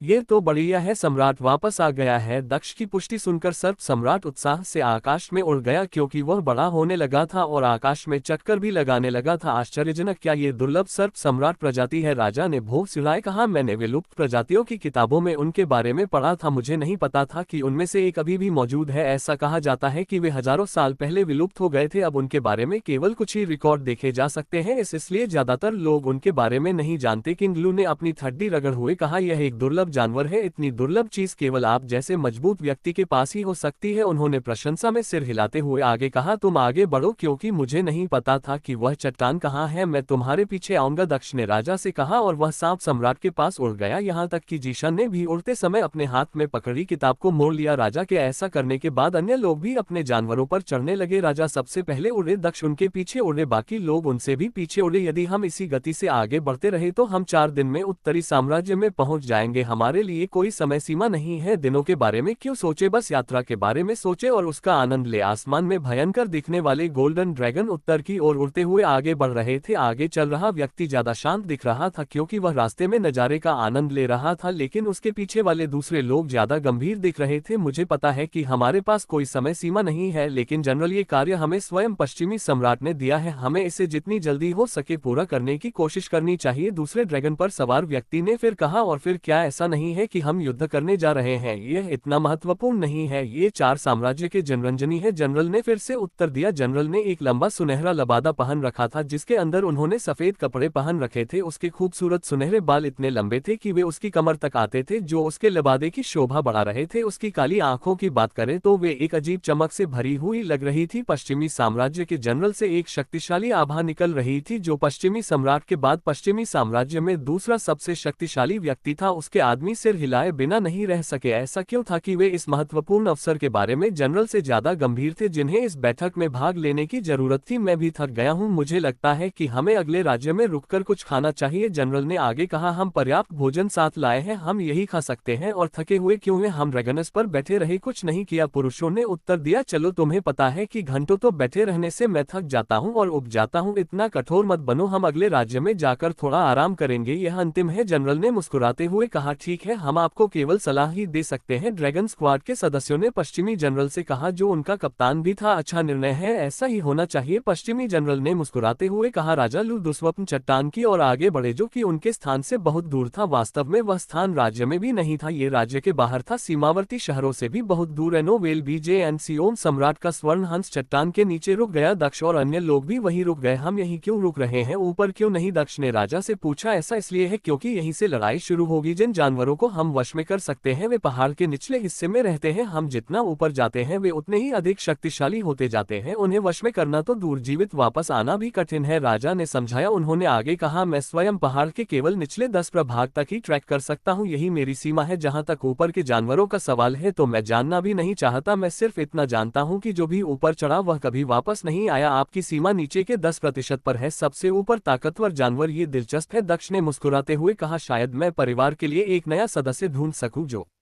जानवर सबसे ऊपर है वह वाकई काफी खास होगा, उसने सोचा, और उसके दिमाग में एक विचार आया। कार्यक्रम समाप्त होने के बाद वह चट्टान पर चढ़ने के लिए दूसरों को वास जाने के लिए कहने वाला था। वह अपने लिए एक मजबूत जानवर खोजने जा रहा था। जब वह ऐसा कर रहा था तो शायद जीशान भी अपने लिए कुछ खोज सकता था। जहां तक उसके परिवार के अन्य सदस्यों की बात है तो वे भी कुछ जानवर पा सकते थे। उसे विश्वास था कि यहाँ के लोगों की प्रक्रिया जानने के बाद वह उनकी मदद कर सकता है। तो फिर ये लड़ाई कैसी होगी? दक्ष ने राजा से पूछा। हम उन्हें ऊपर जाने के लिए कहेंगे, उनके पास 12 घंटे होंगे, जो उस समय के भीतर सबसे मजबूत पालतू जानवर के साथ वापस आएगा वह जीत जाएगा। अन्य रैंक भी उन जानवरों की ताकत के अनुसार होंगे, राजा ने उत्तर दिया। यह अच्छा है, चलो अब शुरू करते हैं। इसके अलावा मैं एक समय में किसी भी एक व्यक्ति का अनुसरण करूंगा, ये देखने के लिए कि आप कैसे हैं। मुझे उम्मीद है कि आपको कोई आपत्ति नहीं होगी। दक्ष ने कहा, बिल्कुल नहीं, यह एक अच्छा विचार है, हम देख सकते हैं कि वे कैसे काम कर रहे हैं, मैं भी आपके साथ चलूंगा। राजा ने सहमति जताते हुए सिर हिलाया, चूंकि मैं बोर नहीं होना चाहता इसलिए चलो केवल उसी का अनुसरण करते हैं जिसे आप सबसे अच्छा जानवर वश में करने वाला समझते हैं, दक्ष ने राजा से कहा, जो फिर से सहमत हो गया। इस बिंदु पर वह दक्ष की कठपुतली से अधिक कुछ नहीं लग रहा था। चूंकि मेरे अनुसार कियान सबसे अच्छा पशुपालक है, इसलिए हम उसका पीछा करना शुरू करेंगे। राजा ने सहमति जताई। जैसे ही बाकी विवरण तय हुए, संप्रदाय के गुरु पहाड़ पर ऊपर की ओर उड़ने लगे। दक्ष और जीशान राजा के पीछे गए, जो स्वयं उस व्यक्ति का पीछा कर रहा था जिसे वह अपने राज्य का सर्वश्रेष्ठ पशुपालक मानता था। कियान यू एक निश्चित ऊंचाई तक उड़ने के बाद रुक गया और जमीन पर उतरते समय उसने दूरी पर दिखाई दे रहे सिल्वर टाइगर को देखा। वह सिल्वर टाइगर बहुत ताकतवर है। वास्तव में मेरा मानना है कि वह कियान से थोड़ा ज्यादा ताकतवर है। मुझे आश्चर्य है कि क्या वह ऐसा कर भी सकता है। उसने वाकई एक ऊंचा लक्ष्य चुना है। और भी दूर खड़े होकर राजा ने टिप्पणी की, मैं देख सकता हूं कि यह मजबूत है। दक्ष ने सिर हिलाते हुए कहा, यह सीखने का एक दिलचस्प अनुभव होने वाला था। हालांकि उसने भी बहुत से जानवरों को वश में किया था, लेकिन उसने ऐसा अपने वंश की शक्ति से किया। जहां तक दूसरों की बात है, उन्होंने सामान्य तरीके से ऐसा किया और वह सामान्य तरीका ही था जिसे दक्ष सीखना चाहता था, क्योंकि वह अपने परिवार को जानवरों को वश में करने में मदद नहीं कर सकता था। उनके पास कोई विशेष वंश नहीं था। कियान यू जानवर के करीब गया और कुछ कीमिया गोलियों की तरह कुछ फेंका। सिल्वर टाइगर ने पीछे मुड़कर देखा और गोलियों को देखा, लेकिन उसने कियांग यू को नहीं देखा, जो अब तक पेड़ के पीछे छिपा हुआ था। वह गोलियों की ओर बढ़ने लगा और उन्हें खा लिया। दक्ष को आश्चर्य हुआ कि वे गोलियां क्या थी। मैं यहाँ से साफ साफ नहीं देख पा रहा हूँ, ये गोलियां क्या है? दक्ष ने राजा से पूछा। ये जानवर को शांत करने वाली गोलियां हैं। ये जानवर को शांत कर सकती हैं ताकि वह उसे देखते ही हमला न करे। उसके बाद वह जानवर के पास जाएगा और उसके करीब आने की कोशिश करेगा। ये पहला तरीका है, आपको उसके करीब जाना होगा। दो तरीके हैं, एक ये है और दूसरे हैं उसे हराना या उसे जहर देना। राजा ने समझाया। जैसा कि उसने बताया था, सिल्वर टाइगर गोलियां खाने के बाद शांत हो गया था। तभी कियान उसके करीब आए और उसे काबू में कर लिया। दिलचस्प दृष्टिकोण। दक्ष ने सब कुछ समझते हुए कहा, मुझे लगता है कि गु वांग जहर देने की विधि का उपयोग करेगा। चलो उसे भी देखते हैं, राजा ने कहा और वह दूसरी दिशा में उड़ने लगा। दक्ष ने एक बार फिर उसका पीछा किया और जैसी कि उम्मीद थी, उसे पूरी तरह से अलग दृष्टिकोण देखने को मिला, क्योंकि गु वांग ने डार्क राइनो को वश में करने से पहले वास्तव में जहर का इस्तेमाल किया था। जब दक्ष को सब कुछ समझ में आ गया तो उसने वहां से जाने का फैसला किया। अब इस ज्ञान को परखने का समय आ गया था। उसने कियान यू द्वारा इस्तेमाल की जाने वाली गोलियां उधार ली और गु वांग द्वारा इस्तेमाल किया जाने वाला जहर भी उधार लिया। मैं अब तैयार हूं। मुझे लगता है कि मैं चट्टान के ऊपर जाकर कुछ मौज मस्ती करूंगा। मैं कुछ घंटों में वापस भी आ जाऊंगा, दक्ष ने राजा से कहा, क्योंकि उसने तय किया कि यहाँ समय बर्बाद करने से बेहतर है कि वह अंदर चला जाए। वह यहाँ सबसे मजबूत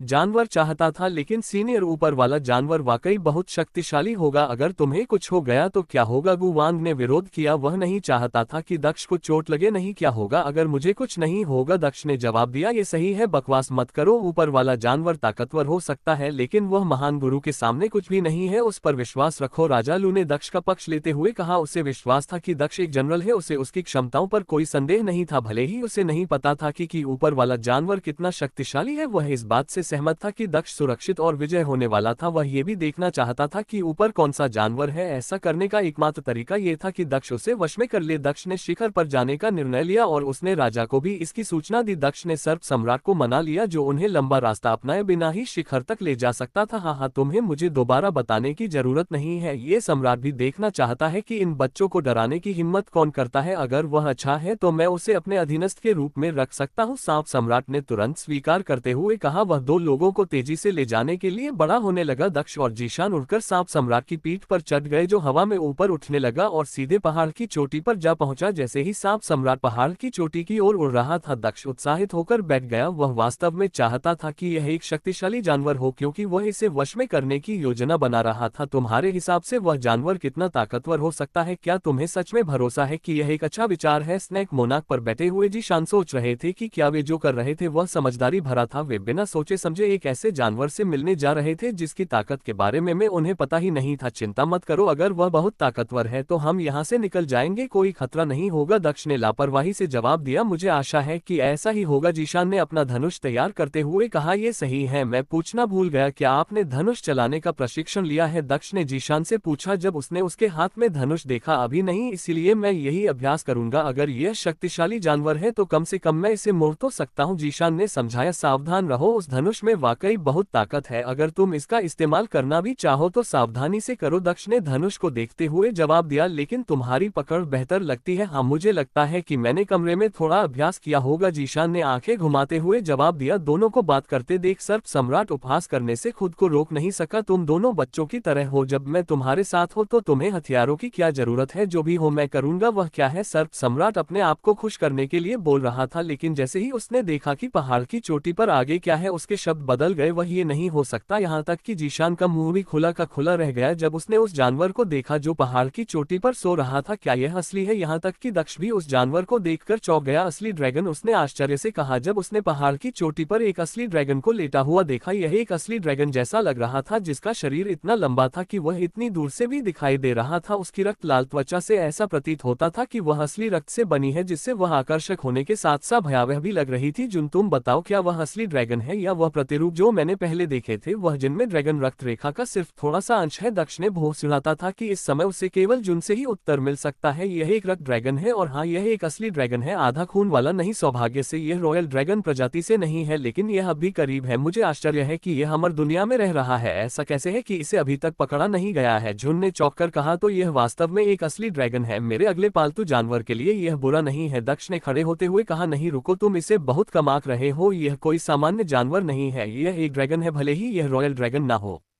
फिर भी यह जानवरों का राजा है। जून ने दक्ष को याद दिलाया, मैं जानता हूं कि वह शक्तिशाली है, मैं पहले से ही देख सकता हूं कि उसकी साधना मेरी साधना से कमजोर नहीं है, लेकिन मैं इंतजार नहीं कर सकता। हम भाग्यशाली हैं कि वह अभी तक पकड़ा नहीं गया है। मैं किसी और के द्वारा उसे खोजे जाने का इंतजार नहीं करना चाहता। दक्ष ने अपना दृष्टिकोण स्पष्ट करते हुए बताया कि वह क्यों इंतजार नहीं कर सकता। एनो विल बी इडिट्सियोम, उन्होंने कहा। इसके अलावा अगर पश्चिमी सम्राट को इस बारे में खबर मिली तो वह इसे नियंत्रित करने के लिए व्यक्तिगत रूप से यहाँ आएंगे। मेरे पास नेतृत्व है, मैं इसे मिस नहीं कर सकता। अरे इसमें क्या खास बात है, ये तो बस एक छोटा सा ड्रैगन है, तुम इसे भगवान की तरह क्यों मान रहे हो? मेरा मतलब है तुम्हारे पास पहले से ही महान सांप सम्राट है। सांप सम्राट ने दक्ष से कहा। उसे अपमानित महसूस हो रहा था कि हर कोई एक से इतना मोहित था। उसे यह आकर्षक चीज पहले कभी नहीं मिली थी, और वह एक अजीब सा बोलने वाला सांप था। उसे थोड़ा दुख हुआ। मुझे पता है कि तुम खास हो, लेकिन इसी तरह ओरियन भी अपनी जगह पर खास है, इसी तरह ड्रैगन भी खासियत का एक अलग रूप है। तुम में से किसी की तुलना नहीं की जा सकती। जैसे मैं तुम्हें याद नहीं कर सकता, वैसे ही मैं इस आदमी को भी याद नहीं कर सकता, दक्ष ने जवाब दिया। वो उन्होंने आगे कहा, भविष्य को किसी ने नहीं देखा है, कौन जानता है कल ही यह जाने का फैसला कर ले। मैं वास्तव में इस अवसर को नहीं छोड़ सकता। स्नेक मोना की ओर देखते हुए उसने कहा, जी शान, मुझे लगता है कि मुझे तुम्हें थोड़ी देर के लिए वापस भेजना होगा। मैं एक ड्रैगन से लड़ने जा रहा हूं, और यह अमर दुनिया में सबसे मजबूत स्तर की लड़ाई है। मैं नहीं चाहता कि तुम्हें चोट लगे। मुझे पता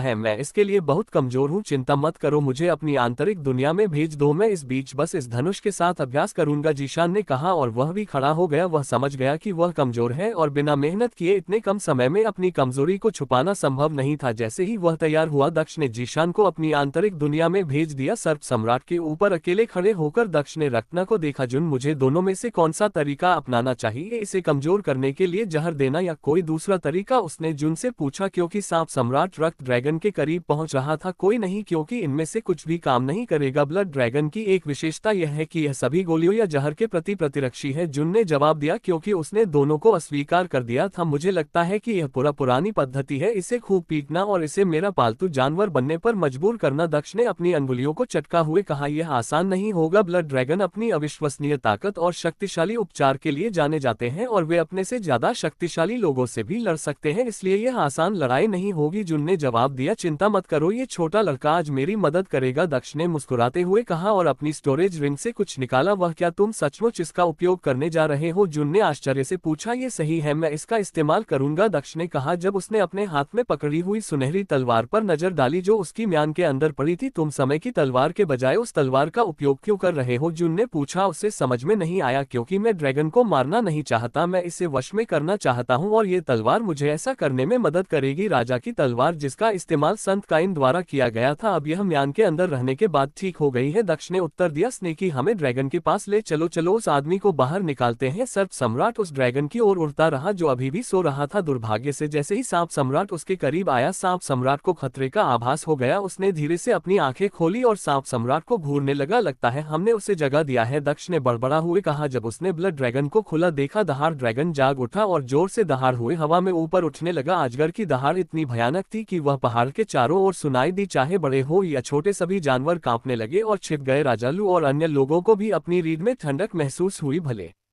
ही वे ड्रैगन के करीब नहीं थे, ये दहाड़ ऐसा लग रहा है जैसे महान गुरु ऊपर के जानवर से मिले हैं। लेकिन मुझे कहना चाहिए, वह दहाड़ ये वास्तव में बहुत शक्तिशाली थी। मुझे नहीं लगता कि हमें अब इस पहाड़ में और रहना चाहिए। पहाड़ से उतर जाओ, राजा ने कहा और वह पहाड़ के नीचे की ओर उड़ने लगा। इस प्रकार उसने कुछ समय के लिए परीक्षण रद्द कर दिया। वैसे भी इससे कोई फर्क नहीं पड़ता क्योंकि लगभग सभी कबीले के मास्टरों ने उड़ान भरने से पहले कम से कम एक जानवर को वश में कर लिया था। ट्रेल के बारे में निर्णय बाद में भी लिया जा सकता था। राजा और उसके कबीले के स्वामी पहाड़ से दूर उड़ गए और पर्वत श्रृंखला से बाहर निकलने के बाद ही रुके। दूर खड़े होकर वे आखिरकार दक्ष को देख पाए जो दूरी के कारण बहुत छोटा लग रहा था। वे एक और प्राणी को भी देख सकते थे जो इस दूरी से आकार में एक सांप सम्राट जैसा लग रहा था। क्या ऊपर वाला जानवर भी एक सांप सम्राट है? मिन कबीले के मास्टर ने भौंसा ओढ़ते हुए पूछा। राजालू ने उत्तर दिया, या तो यह वही है या फिर यह एक वास्तविक ड्रैगन है। गवान चुपचाप खड़ा रहा, उम्मीद करता रहा कि दक्ष जीत जाएगा। अगर उसे कुछ हो गया तो गवान का मानना था कि वह अपनी सोने की अंडे देने वाली मुर्गी खो देगा। उसने दक्ष की विजय वापसी के लिए प्रार्थना की। जहां तक अन्य कबीले स्वामियों का प्रश्न है, यद्यपि वे दक्ष को पसंद करते थे, फिर भी वे आशा करते थे कि वह मर जाएगा क्योंकि आगे चलकर यही उनके लिए बेहतर था। अगर दक्ष बच जाता तो गू कबीला ऊपर उठकर सबसे ताकतवर कबीला बन जाता। वे ऐसा नहीं चाहते थे और उन्हें रोकने के लिए दक्ष को मरना जरूरी था। वे दूर आसमान की ओर देखते हुए आशा कर रहे थे कि दक्ष युद्ध में मारा जाएगा। दक्ष ने अभी अभी ड्रैगन को जगाया था जो दक्ष को अपनी ओर आते देख पागलों की तरह दहाड़ रहा था। रक ड्रैगन को कोई भी व्यवधान पसंद नहीं था। जैसे ही उसने सांप सम्राट को अपनी ओर आते देखा, उसने अपना मुंह खोला और आग की लपटें छोड़ी। यह आग की लपटें छोड़ सकता है क्या? ये खूनी ड्रैगन नहीं था? दक्ष ने तेजी से प्रतिक्रिया करते हुए पूछा। उसने स्नेक सम्राट को वापस भेज दिया क्योंकि उसके पास उससे बचने का समय नहीं था। जब तक उसने सर्प सम्राट को वापस भेजा तब तक आग की लपटें उस तक पहुंच चुकी थी और उसे पूरी तरह से निगल चुकी थी। नहीं, गवान चिल्लाया जब उसने देखा कि दक्ष आग की लपटों में घिर गया है। राजालू ने आह भरते हुए अपना सिर हिलाया। ऐसा लगता है कि वह मर चुका है और आखिरकार वह एक ड्रैगन था। कौन जानता था कि चट्टान के ऊपर एक शक्तिशाली ड्रैगन रह रहा था? राजालू ने आह भरते हुए कहा, वह सचमुच चला गया है। ये बहुत दुखद है। वह सचमुच एक अच्छा आदमी था। भगवान उनकी आत्मा को शांति प्रदान करे। मैं तुम्हारे नुकसान के लिए माफी चाहता हूँ। अन्य कबीले के सरदारों ने भी अपनी संवेदना व्यक्त करते हुए अपना दुख व्यक्त किया। हालांकि वे बाहर से दुखी दिख रहे थे लेकिन अंदर से वे बेहद खुश लग रहे थे। आंख की लपटें गायब हो गई और जैसा कि अपेक्षित था, पीछ कुछ भी नहीं बचा। सभी ने एक आखिरी नजर डाली। फिर राजा ने कहा, हमें यहाँ से चले जाना चाहिए इससे पहले कि ड्रैगन यहाँ आने के लिए हम पर अपना गुस्सा निकाले। वह स्वर्ण हंस पर बैठ गया और जाने लगा। अन्य लोग भी अपने अपने जानवरों पर सवार होकर जाने लगे, यहाँ तक कि गवान भी अपने ईगल पर सवार होकर चला गया। पश्चिमी सेनापति का दल्लू राज्य में पहुंच गया। वे उस शहर की तलाश कर रहे थे जहां वे उतरकर आराम कर सके। जब वे एक विशाल मैदान में पहुंचे जहां उन्होंने लोगों की भीड़ देखी, हम क्या कोई जश्न चल रहा है? ये तो दिलचस्प है, चलो नीचे चलते हैं, पश्चिमी जनरल ने हंसते हुए कहा। उसका ड्रैगन नीचे जाने लगा, उसके पीछे पीछे दूसरे लोग भी नीचे जाने लगे। हालांकि वे नहीं चाहते थे कि जनरल इस तरह अपना समय बर्बाद करे, लेकिन वे जानते थे कि उसे रोकना बेकार है। गुलिन और अन्य लोगों ने भी देखा कि सुंदर ड्रैगन उनकी ओर आ रहे हैं। कुछ लोग उन ड्रैगन पर बैठे हुए दिखाई दे रहे थे। वह आदमी, मैंने उसे एक पोस्टर पर देखा है, वह पश्चिमी जनरल है। कबीले के बुजुर्गों में से एक चौंक कर खड़ा हो गया क्योंकि उसने उस आदमी को पहचान लिया था जो आगे चल रहा था। उसकी चीफ ने सबको सचेत कर दिया कि कौन आ रहा है। हर कोई अपनी कमर कसकर खड़ा हो गया। वह पश्चिमी साम्राज्य का दूसरा सबसे ताकतवर वह था और वह यहाँ था। पहले दक्ष आया और अब वह ऐसा कैसे हुआ कि सभी सबसे शक्तिशाली प्राणी अब अपने पिछड़े राज्य में आ रहे थे? ड्रैगन जमीन पर उतरे और जनरल और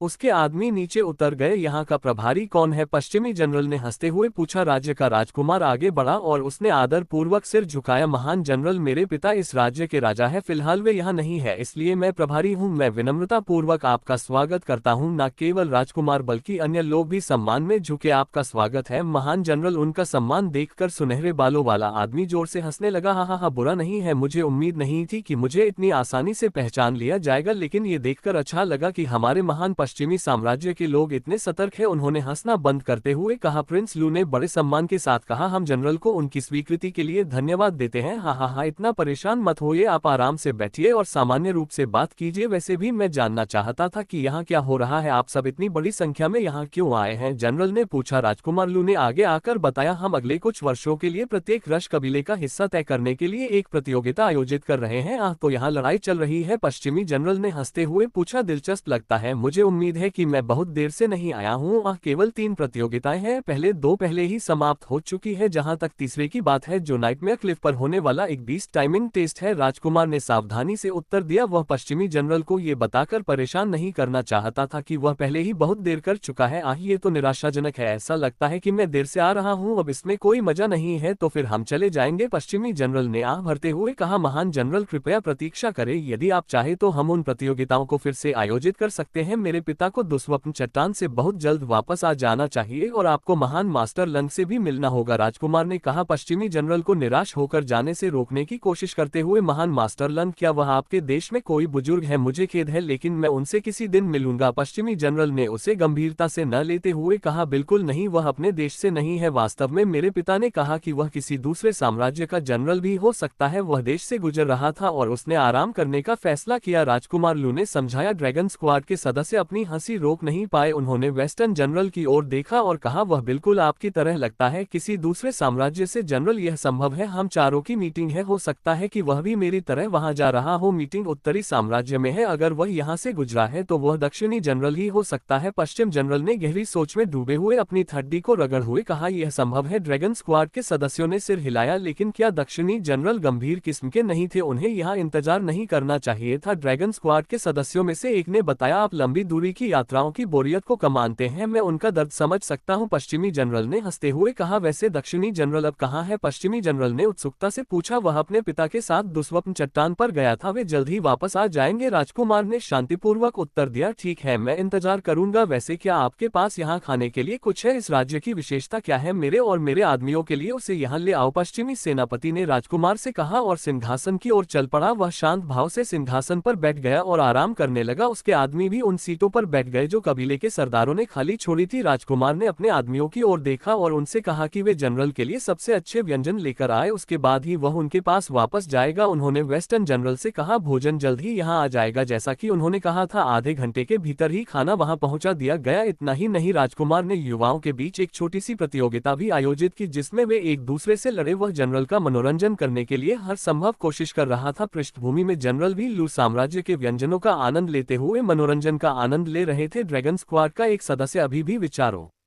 में खोया हुआ था और उसकी भौं चढ़ी हुई थी। क्या दक्षिणी जनरल का नाम कुछ और नहीं था? उन्होंने कहा कि जिस व्यक्ति के बारे में वे बात कर रहे थे उसका नाम मास्टर लंग था। क्या उन्हें गलत समझा गया है? उन्होंने पश्चिमी जनरल से पूछा। तुम ही यहाँ ज्यादा सोच रहे हो, यह आसान है। उस आदमी ने फर्जी नाम इसलिए दिया क्योंकि वह पश्चिमी साम्राज्य में था और वह अपनी पहचान उजागर नहीं करना चाहता था। क्या तुमने उस बच्चे को ये कहते नहीं सुना कि वह आदमी अपनी पहचान गुप्त रख रहा था? उसके जैसा कोई व्यक्ति अपना असली नाम क्यों बताएगा? पश्चिमी जनरल ने सहजता से पूछा। 3 घंटे और बीत गए और पश्चिमी जनरल वास्तव में ने लगा था बहुत समय हो गया, वे वास्तव में कब वापस आ रहे हैं? पश्चिमी जनरल ने भौं सिकुड़ागड़े कहीं और भी जाना है, पश्चिमी जनरल ने आलस्य से उत्तर देते हुए आगे कहा। राजकुमार ने अपना सिर हिलाया और प्रार्थना की कि उसके पिता शीघ्र ही वापस आ जाए और उसने उस दिशा की ओर देखा जहां उसके पिता गए थे। जैसे ही उसने उस दिशा में देखा, उसकी आंखों में एक चमक सी चमक उठी और वह आश्चर्यचकित हो गया। उसके पिता ठीक समय पर यहाँ आ गए थे। वह दूर से अपने पिता के स्वर्ण हंस को देख सकता था जिसके पीछे कबीले के स्वामी चल रहे थे। वे वापस आ गए हैं, उन्होंने आश्चर्य से कहा, जिससे जनरल का ध्यान उनकी ओर गया और उन्होंने भी उसी दिशा में देखा। अंततः जनरल ने खड़े होकर जम्हाई लेते हुए कहा, कुछ ही मिनटों में एक तेज जानवर जमीन पर आ गिरे, लेकिन किसी के चेहरे पर कोई खुशी नहीं थी, सभी उदास दिख रहे थे। पिताजी, ग्रेट मास्टर लन कहाँ है? राजकुमार ने अपने पिता से पूछा। राजा लू ने उत्तर देने के लिए अपना सिर उठाया तो उसकी नजर पीछे खड़े सुनहरे बालों वाले आदमी पर पड़ी। पश्चिमी जनरल, राजा ने आश्चर्य से कहा और सम्मान में घुटनों के बल बैठ गया। हम महान जनरल का हमारे राज्य में स्वागत स्वागत करते हैं। उन्होंने आदर पूर्वक कहा। कबीले के सरदार भी सम्मान में घुटनों के बल बैठ गए। बस हो गया, बच्चे को जवाब दो। लोग नाम का वह व्यक्ति कहाँ है, मैं उससे मिलना चाहता हूँ, पश्चिमी जनरल ने कहा और सभी को खड़े होने का इशारा किया। गलिन भी अपने पिता के पास गई जो उदास दिख रहे थे। पिताजी क्या हुआ, वह कहाँ है, क्या वह चला गया, उसने गुयु वांग से पूछा। महान मास्टर लन, वह अब नहीं रहे, वह मर चुके हैं, राजा लू ने कहा, जिससे सभी लोग चौंक गए, खासकर गलिन। गलिन ने अविश्वास से पुष्टि के लिए अपने पिता की ओर देखा। उसके पिता ने भी खबर की पुष्टि करते हुए अपना सिर हिलाया। ये क्या बकवास है, आपने कहा कि वह संभवतः एक जनरल जितना शक्तिशाली था, इससे मुझे लगा कि वह एक दक्षिणी जनरल था। इतना शक्तिशाली व्यक्ति कैसे मर सकता है, क्या आपने उसकी ताकत के बारे में झूठ बोला था, जनरल ने क्रोधित होते हुए पूछा। अगर यह झूठ था तो वह वाकई बहुत परेशान होगा, उसे अपना समय बर्बाद करना अच्छा लगता है, लेकिन जब कोई और उसका समय बर्बाद करता है तो उसे इससे नफरत होती है। मुझे लगता है कि यहाँ खून खराबा होगा। ड्रैगन स्क्वाड के सदस्यों ने सिर हिलाते हुए सोचा। नहीं नहीं, ये झूठ नहीं था, वह वास्तव में इतना शक्तिशाली था, राजा ने डर से कांपते हुए उत्तर दिया। तो फिर उसकी मौत कैसे हुई, पश्चिमी जनरल ने भूख सुनाया। एक ड्रैगन ने उसे मार डाला, पश्चिम जनरल ने भूख सुनाता। कैसे हो सकता है, इस छोटे से राज्य में इतना शक्तिशाली ड्रैगन नहीं हो सकता, ये किस तरह का ड्रैगन था, पश्चिमी जनरल ने राजा लू से पूछा। हम उससे बहुत दूर थे, लेकिन वह एक रक्त लाल ड्रैगन की तरह लग रहा था जो आग उगल रहा था और उसकी आग ने मास्टर लॉन को निगल लिया, राजा ने आह भरते हुए उत्तर दिया। क्या ये ब्लड ड्रैगन जैसा नहीं लगता, वेस्टर्न जनरल ने अपने आदमियों से पूछा, जबकि उसका माथा और भी गहरा हो गया था। ऐसा लगता है, लेकिन यहाँ कोई कैसे रह सकता है, रक्त ड्रैगन केवल ड्रैगन के खंडहरों में ही रहते हैं, ना तो हमें वहां जाने की अनुमति है, ना ही उन्हें बाहर आने की, क्योंकि यह हमारे लिए उतना ही खतरनाक है जितना कि यह उसके लिए। तो यह आदमी बाहर कैसे आ गया, ड्रैगन स्क्वाड के सदस्य ने उत्सुकता से पूछा। मुझे कुछ पता नहीं है, लेकिन ऐसा लगता है कि ड्रैगन के खंडहरों में कुछ बड़ा हुआ है, कुछ तो बदलना चाहिए था, पश्चिमी जनरल ने भों सिकोड़ना है कि दक्षिणी जनरल मर चुका है, क्या हमें रक्त ड्रैगन के पास जाने से पहले महामहिम को सूचित नहीं करना चाहिए, ड्रैगन में से एक ने पूछा। हमें ऐसा करना चाहिए, लेकिन क्या आपको नहीं लगता कि हमें अपनी आंखों से देखना चाहिए कि क्या ये वास्तव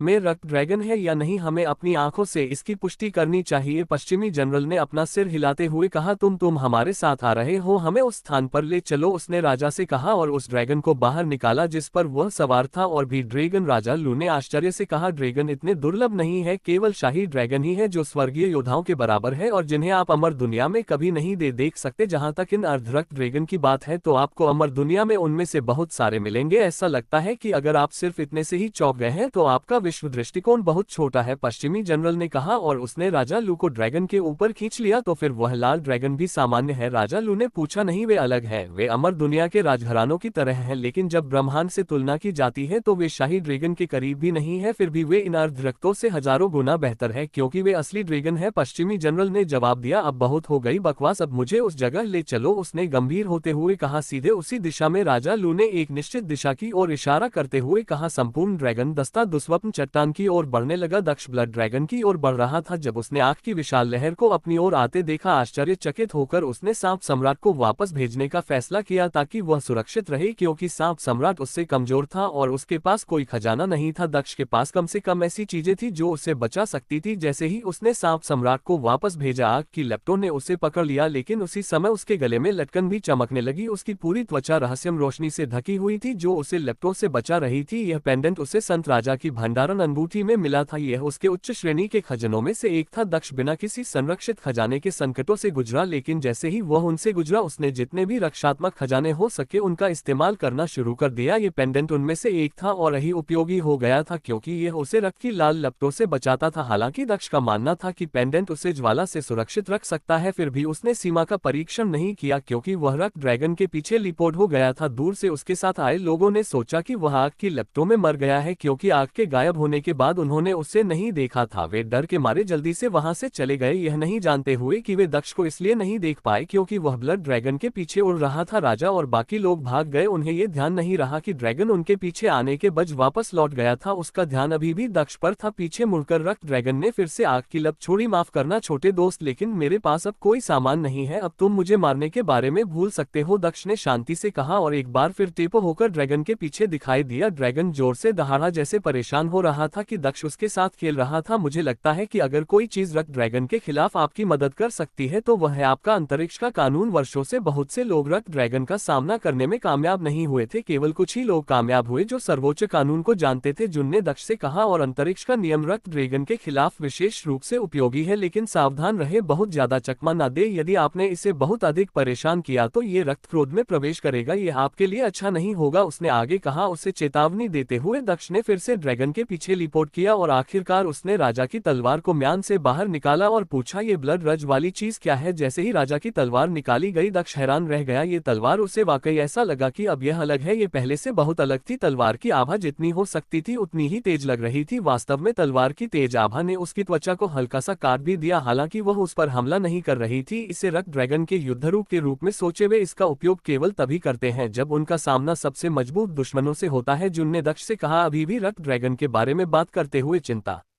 मत करो, मैं इसे जल्दी खत्म करने की कोशिश करूंगा, दक्ष ने कहा और उसने संत तलवार को आकाश में उठा दिया। तलवार का पिंजरा। दक्ष ने तलवार से वार करते हुए दहाड़ लगाई। तलवार से कोई हमला नहीं हुआ। ऐसा लग रहा था कि दक्ष ने एक सामान्य वार किया था, लेकिन अगर कोई आसमान में देखे तो आसमान में हजारों चमकदार सफेद तलवारें दिखाई दे रही थी, जिन्होंने रक्त ड्रैगन को पिंजरे में बंद कर रखा था और उसे अपनी जगह पर बनाए रखा था। दक्ष, मुझे नहीं लगता कि यह उसे परेशान न करने की श्रेणी में आता है, जून ने चिंता जताते हुए दक्ष से कहा। चिंता मत करो, मुझे पता है कि मैं क्या कर रहा हूं, दक्ष ने मुस्कुराते हुए कहा। रक्त ड्रैगन हजारों तलवारों से बने पिंजरे में फंस गया था और पिंजरा इतना छोटा था कि जितना ज्यादा ड्रैगन हिलने की कोशिश करता उतना ही ज्यादा वह पिंजरे की वजह से कटता जाता। ड्रैगन और भी जोर से दहाड़ा। ड्रैगन और भी जोर से दहाड़ लगा क्योंकि उसे लगा कि वह तलवारों की जेल में फंस गया है। ये जगह इतनी छोटी थी कि जितना वह आगे बढ़ता तलवार की वजह से उसे उतनी ही चोट लगती। ड्रैगन अब और बर्दाश्त नहीं कर सका और उसने जोर से दहाड़ना शुरू कर दिया। वातावरण में एक प्राचीन आभा फैल गई जो प्राचीन काल की गहराई से आती हुई प्रतीत हो रही थी। ऐसा लगता है कि यह अपने परिवर्तन से गुजर रहा है, एक बार ऐसा हो जाने पर वे तलवारें उसे रोक नहीं पाएंगी, जुन ने दक्ष से कहा। और उसने आह भरी, मैं भी यही सोचता हूँ, लेकिन इससे कोई फर्क नहीं पड़ेगा, दक्ष ने जवाब दिया, क्योंकि वह रक्त ड्रैगन के ठीक ऊपर था जिसकी आभा इतनी शक्तिशाली थी कि उसके इतने करीब होने से उसे ऐसा महसूस हो रहा था जैसे उसकी त्वचा जल रही हो। उसने अपने ऊपर इसका कोई प्रभाव नहीं पड़ने दिया और अपनी समय की तलवार का प्रयोग करके उसे ड्रैगन की विशाल पीठ पर भोग दिया। दक्ष ने तलवार की मूठ को मजबूती से पकड़ लिया और राजा की तलवार का उपयोग करते हुए ड्रैगन के अंदर अपनी आभा डालना शुरू कर दिया। तुम क्या कर रहे हो, जून ने दक्ष से पूछा। उसे समझ में नहीं आ रहा था कि वह क्या करने की कोशिश कर रहा है। मैं क्या कर रहा हूँ, ये सरल है, मैं संत राजा के कौशल का उपयोग कर रहा हूँ। तुमने कहा था कि जहर का इस पर कोई असर नहीं होता, इसीलिए मैं अपनी आभा का इंजेक्शन लगा रहा था ताकि इसकी मेरिडियन अवध हो जाए जिससे ये हिलने में असमर्थ हो जाए, दक्ष ने उत्तर दिया। जैसा कि उसने कहा था, प्रभाव स्पष्ट दिखाई देने लगा क्योंकि रक्त ड्रैगन की आवा कम होने लगी। इसके अलावा रक्त ड्रैगन की गति भी रुक गई। यह जहर नहीं है इसलिए ये काम करेगा, मुझे बस इसे कुछ क्षणों के लिए अपनी जगह पर रखना था और इसीलिए तलवारें यहाँ हैं, दक्ष ने समझाया। तुम्हें इसका सबसे अच्छा फायदा पता है, दक्ष ने पूछा। क्या, जून ने पूछा। यह न केवल उन्हें हिलने से रोकता है बल्कि उन्हें नींद भी आने देता है। इसके अलावा ये कौशल केवल विशाल जानवरों पर ही काम करता है क्योंकि मैं मनुष्यों के अंदर पूरी तलवार नहीं डाल सकता। ये सिर्फ इसलिए हुआ कि यह ड्रैगन सभी मानदंडों को पूरा करता है, दक्ष ने मुस्कुराते हुए समझाया। ड्रैगन नींद में लग रहा था क्योंकि उसने प्रतिरोध करना बंद कर दिया था। ये सब कौशल की वजह से नहीं था। इस कौशल को प्रभावी बनाने वाली बात यह थी कि इसे दक्ष की आभा से बढ़ावा मिला था जो अपने आप में खास थी। उसकी आभा उसके अंधेरे और उसके रक्तर रेखा में संतुलित थी जिससे ये ड्रैगन के खिलाफ भी प्रभावी हो गई। जैसा कि दक्ष ने उम्मीद की थी, ड्रैगन को नींद आने लगी लेकिन वह अभी भी उड़ रहा था क्योंकि वह पूरी तरह से सोया नहीं था। दक्ष ने सेंट किंग की तलवार को रक्त ड्रैगन की पीठ में घोंप दिया। इससे पहले कि वह ड्रैगन के सिर की ओर उड़ता, उसने ब्लेड से अपना अंगूठा हल्का सा काट लिया जिससे उसमें से खून बहने लगा। खून की एक बूंद ड्रैगन के सिर पर गिरी जो चमकने लगी। जैसे ही दक्ष ने जानवर को अपने साथ बांधने की प्रक्रिया शुरू की, बुरा नहीं है, जब ब्लड ड्रैगन नींद में होगा तो वह आसानी से अनुबंध स्वीकार कर लेगा। ये बहुत अच्छा था, जुन ने संतोष में सिर हिलाया। दक्ष ने कोई जवाब नहीं दिया क्योंकि उसका दिमाग किसी और चीज में डूबा हुआ था। वह ब्लड ड्रैगन की यादों को देख पा रहा था क्योंकि उसने मौत को चुनने के बजाय इस प्रक्रिया को स्वीकार कर लिया था। जैसे ही दक्ष ने यादें देखी वह मंत्रमुग्ध हो गया। ये यादें वे इतनी विशाल थी, यहाँ तक कि यादों की विरासत भी बहुत समय लेती है क्योंकि ड्रैगन वास्तव में हजारों साल पुराना था। पूरी प्रक्रिया 2 घंटे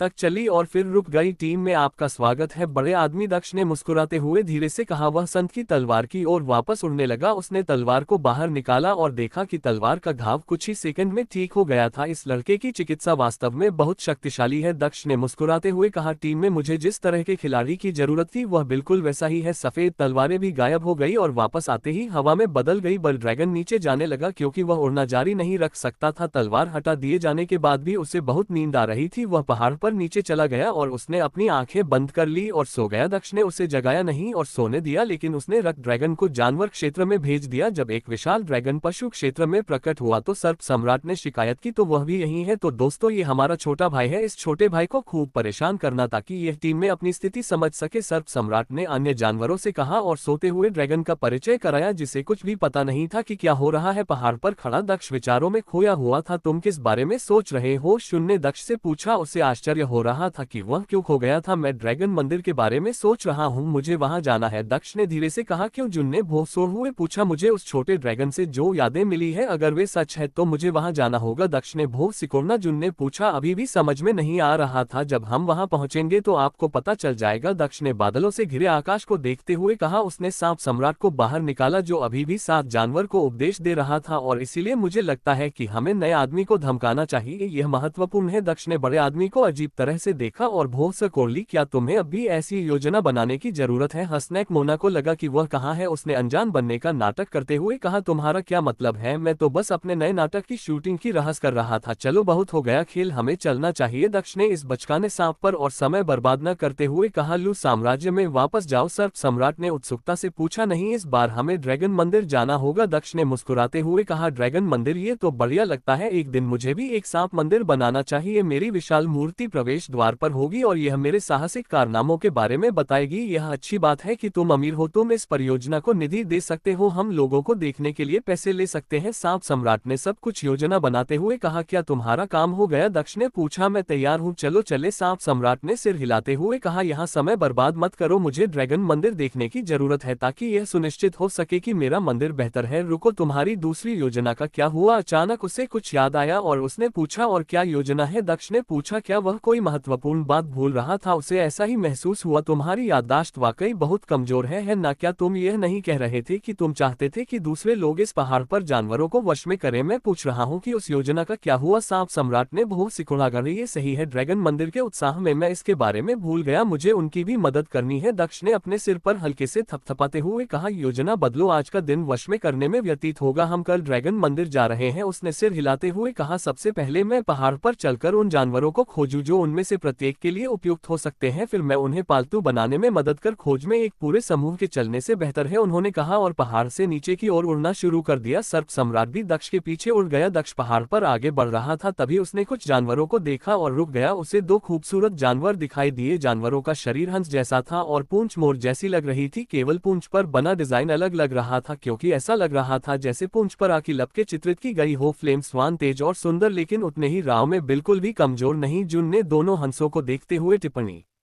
कि वे जू और मेई के लिए उपयुक्त होंगे, दोनों बहनों के पास एक जैसे जानवर हो सकते हैं, क्या यह अच्छा नहीं लगेगा? दक्ष ने जुन से पूछा। ये सही है, ऐसा होगा, जुन ने सहमति जताई। दक्ष ने जू और मेई को बाहर लाया और उनसे पूछा कि क्या उन्हें जानवर पसंद है। दोनों बहनों ने सिर हिलाया। दक्ष को बस इतना ही चाहिए था, उसने उन्हें जहर की गोलियां दे दी। उन्हें ये गोलियां दे दो, इन्हें खाने के बाद वे कम उग्र हो जाएंगे, मुझे यकीन है कि अपने दयालु व्यक्तित्व के साथ तुम उन विजय पा सकते हो, उन्होंने उनसे कहा और सौंप दिया कि उन्हें क्या करना चाहिए। जू और मेई ने बहस नहीं की, उन्होंने ठीक वैसा ही किया जैसा उसने कहा था। दोनों बहनों ने दो हंसों में से एक को चुना और गोलियां ज्वाला हंसों की ओर फेंक दी। गोलियों की सुखद गंध ने हंसों का ध्यान आकर्षित किया और वे गोलियों की ओर बढ़े तथा उन्हें खाने लगे। आगे बढ़ो, अपना जादू दिखाओ, याद रखो तुम उनका विश्वास जीतने की कोशिश कर रही हो, इसे दिखाओ, दक्ष ने धीरे से लड़कियों से कहा जो धीमे कदमों से स्वान की ओर चलने लगी। जैसे ही वे दोनों छिपने के स्थान से बाहर आए, स्वान्स ने उन्हें देख लिया लेकिन वे हिले नहीं। जू और मेई हंसों के करीब गए जो उन्हें उत्सुकता से देख रहे थे। जू और मेई ने जानवरों को मनाना शुरू कर दिया, उनके करीब जाने की कोशिश की ताकि वे पालतू बनाए जाने को स्वीकार कर ले, लेकिन जानवरों ने उन्हें पूरी तरह से नजरअंदाज कर दिया। जैसा कि मैंने सोचा था, वे जानते हैं कि लड़कियां बहुत कमजोर हैं, वे ऐसा स्वामी नहीं चाहते जो उनसे कमजोर हो। ये सौभाग्य की बात है कि उन्होंने अभी तक हमला नहीं किया है। सांप सम्राट ने दक्ष से कहा, क्या यही है? दक्ष ने भौं सिकुड़ते हुए पूछा। वह ये भी देख सकता था कि यह काम नहीं कर रहा था। बिल्कुल, कौन सा जानवर एक कमजोर मालिक रखना चाहेगा? सांप सम्राट ने पूछा। तुम्हें उन्हें वापस बुला लेना चाहिए। अगर वे दोनों जानवरों को ज्यादा परेशान करेंगे तो वे हमला कर देंगे। मैं इससे महसूस कर सकता हूँ। ठीक है, अगर वे इसे अच्छे तरीके से नहीं करना चाहते हैं तो मैं इसे कठिन तरीके से करूंगा, दक्ष ने कहा, और वह भी छिपने की जगह से बाहर निकल आया। उसने अपनी पूरी आभा को मुक्त कर दिया था, जिसमें अब रक्त ड्रैगन की आभा का संकेत था, क्योंकि उसने इसे वश में नहीं किया था। फ्लेम स्वान्स ने देखा कि ड्रैगन आभा उस आभा में छिपी हुई थी जो पहले से ही बहुत शक्तिशाली थी। वे समझ गए कि वे खतरे में हैं। अपने पंख फैलाकर वे उड़ने लगे। तुम कहाँ जा रहे हो? दक्ष ने कहा, और उसने फिर से राजा की तलवार निकाली, जिससे हंस तलवार जेल में फंस गए और वे वापस जमीन पर आ गए। मुझे पता है कि तुम मेरी बात समझ सकते हो, बस इतना जान लो कि ये दोनों महिलाएं मेरी पत्नियां हैं। अब या तो तुम उनकी पालतू जानवर बन सकते हो या फिर दो मरे हुए जानवर, फैसला तुम्हारा है, दक्ष ने उन्हें चेतावनी देते हुए कहा। उन्होंने आगे कहा, प्रत्येक बीतते सेकंड के साथ जेल की तलवारें आप पर तब तक हमला करती रहेंगी जब तक कि वे आपको काटना शुरू नहीं कर देती। आपके पास केवल कुछ सेकंड है। ये वाकई एक डरावनी जेल है। सांप सम्राट ने भी टिप्पणी की, अगर मैं तुम्हारी जगह होता तो मैं तुरंत स्वीकार कर लेता। ज्वाला हंस अभी भी हिचकिचाना। जब उन्होंने तलवारों को खतरनाक तरीके से करीब आते देखा तो उनके पास कोई और रास्ता नहीं बचा और उन्होंने सिर हिला दिया। अच्छा, दक्ष ने मुस्कुराते हुए कहा। उसने तलवारें हटा दी और लड़कियों से कहा, प्रक्रिया शुरू करो। दोनों लड़कियां आगे बढ़ी और दक्ष द्वारा बताई गई प्रक्रिया का पालन किया। कुछ ही मिनटों में दोनों स्वान जुओर में से बंध गए। यह आसान था, बुरा नहीं था। मुझे भी ऐसे ही अन्य लोगों की मदद करनी चाहिए। ये तेज भी था। दक्ष ने बड़बड़ा हुए कहा, ठीक है, तुम दोनों वापस जाओ और अपने जानवर दिखाओ, मैं दूसरों के लिए भी जानवर ढूंढ लूंगा। उसने लड़कियों को वापस भेजते हुए कहा। उसने फिर से पहाड़ पर चलना शुरू किया और जल्द ही उसे एक और जानवर मिल गया जिसके बारे में उसे विश्वास था कि वह उसके दादा के लिए उपयुक्त है, क्योंकि वह एक शक्तिशाली जानवर था। उसने अपने दादाजी को बुलाया और उन्हें सब कुछ बताया। तब जाकर उन्होंने भी उसी तरह उसकी मदद की। वह यही नहीं रुका बल्कि आगे बढ़ता गया। उसने अपने पिता के लिए अगला जानवर भी मंगवाया और उनकी मदद भी की, जिससे वे खुश हो गए। दिन बीतता गया और वह अपने परिवार के सभी सदस्यों को एक शक्तिशाली जानवर पाने में मदद करता रहा। अधिकांश समय जानवरों को खोजने में व्यतीत हुआ, क्योंकि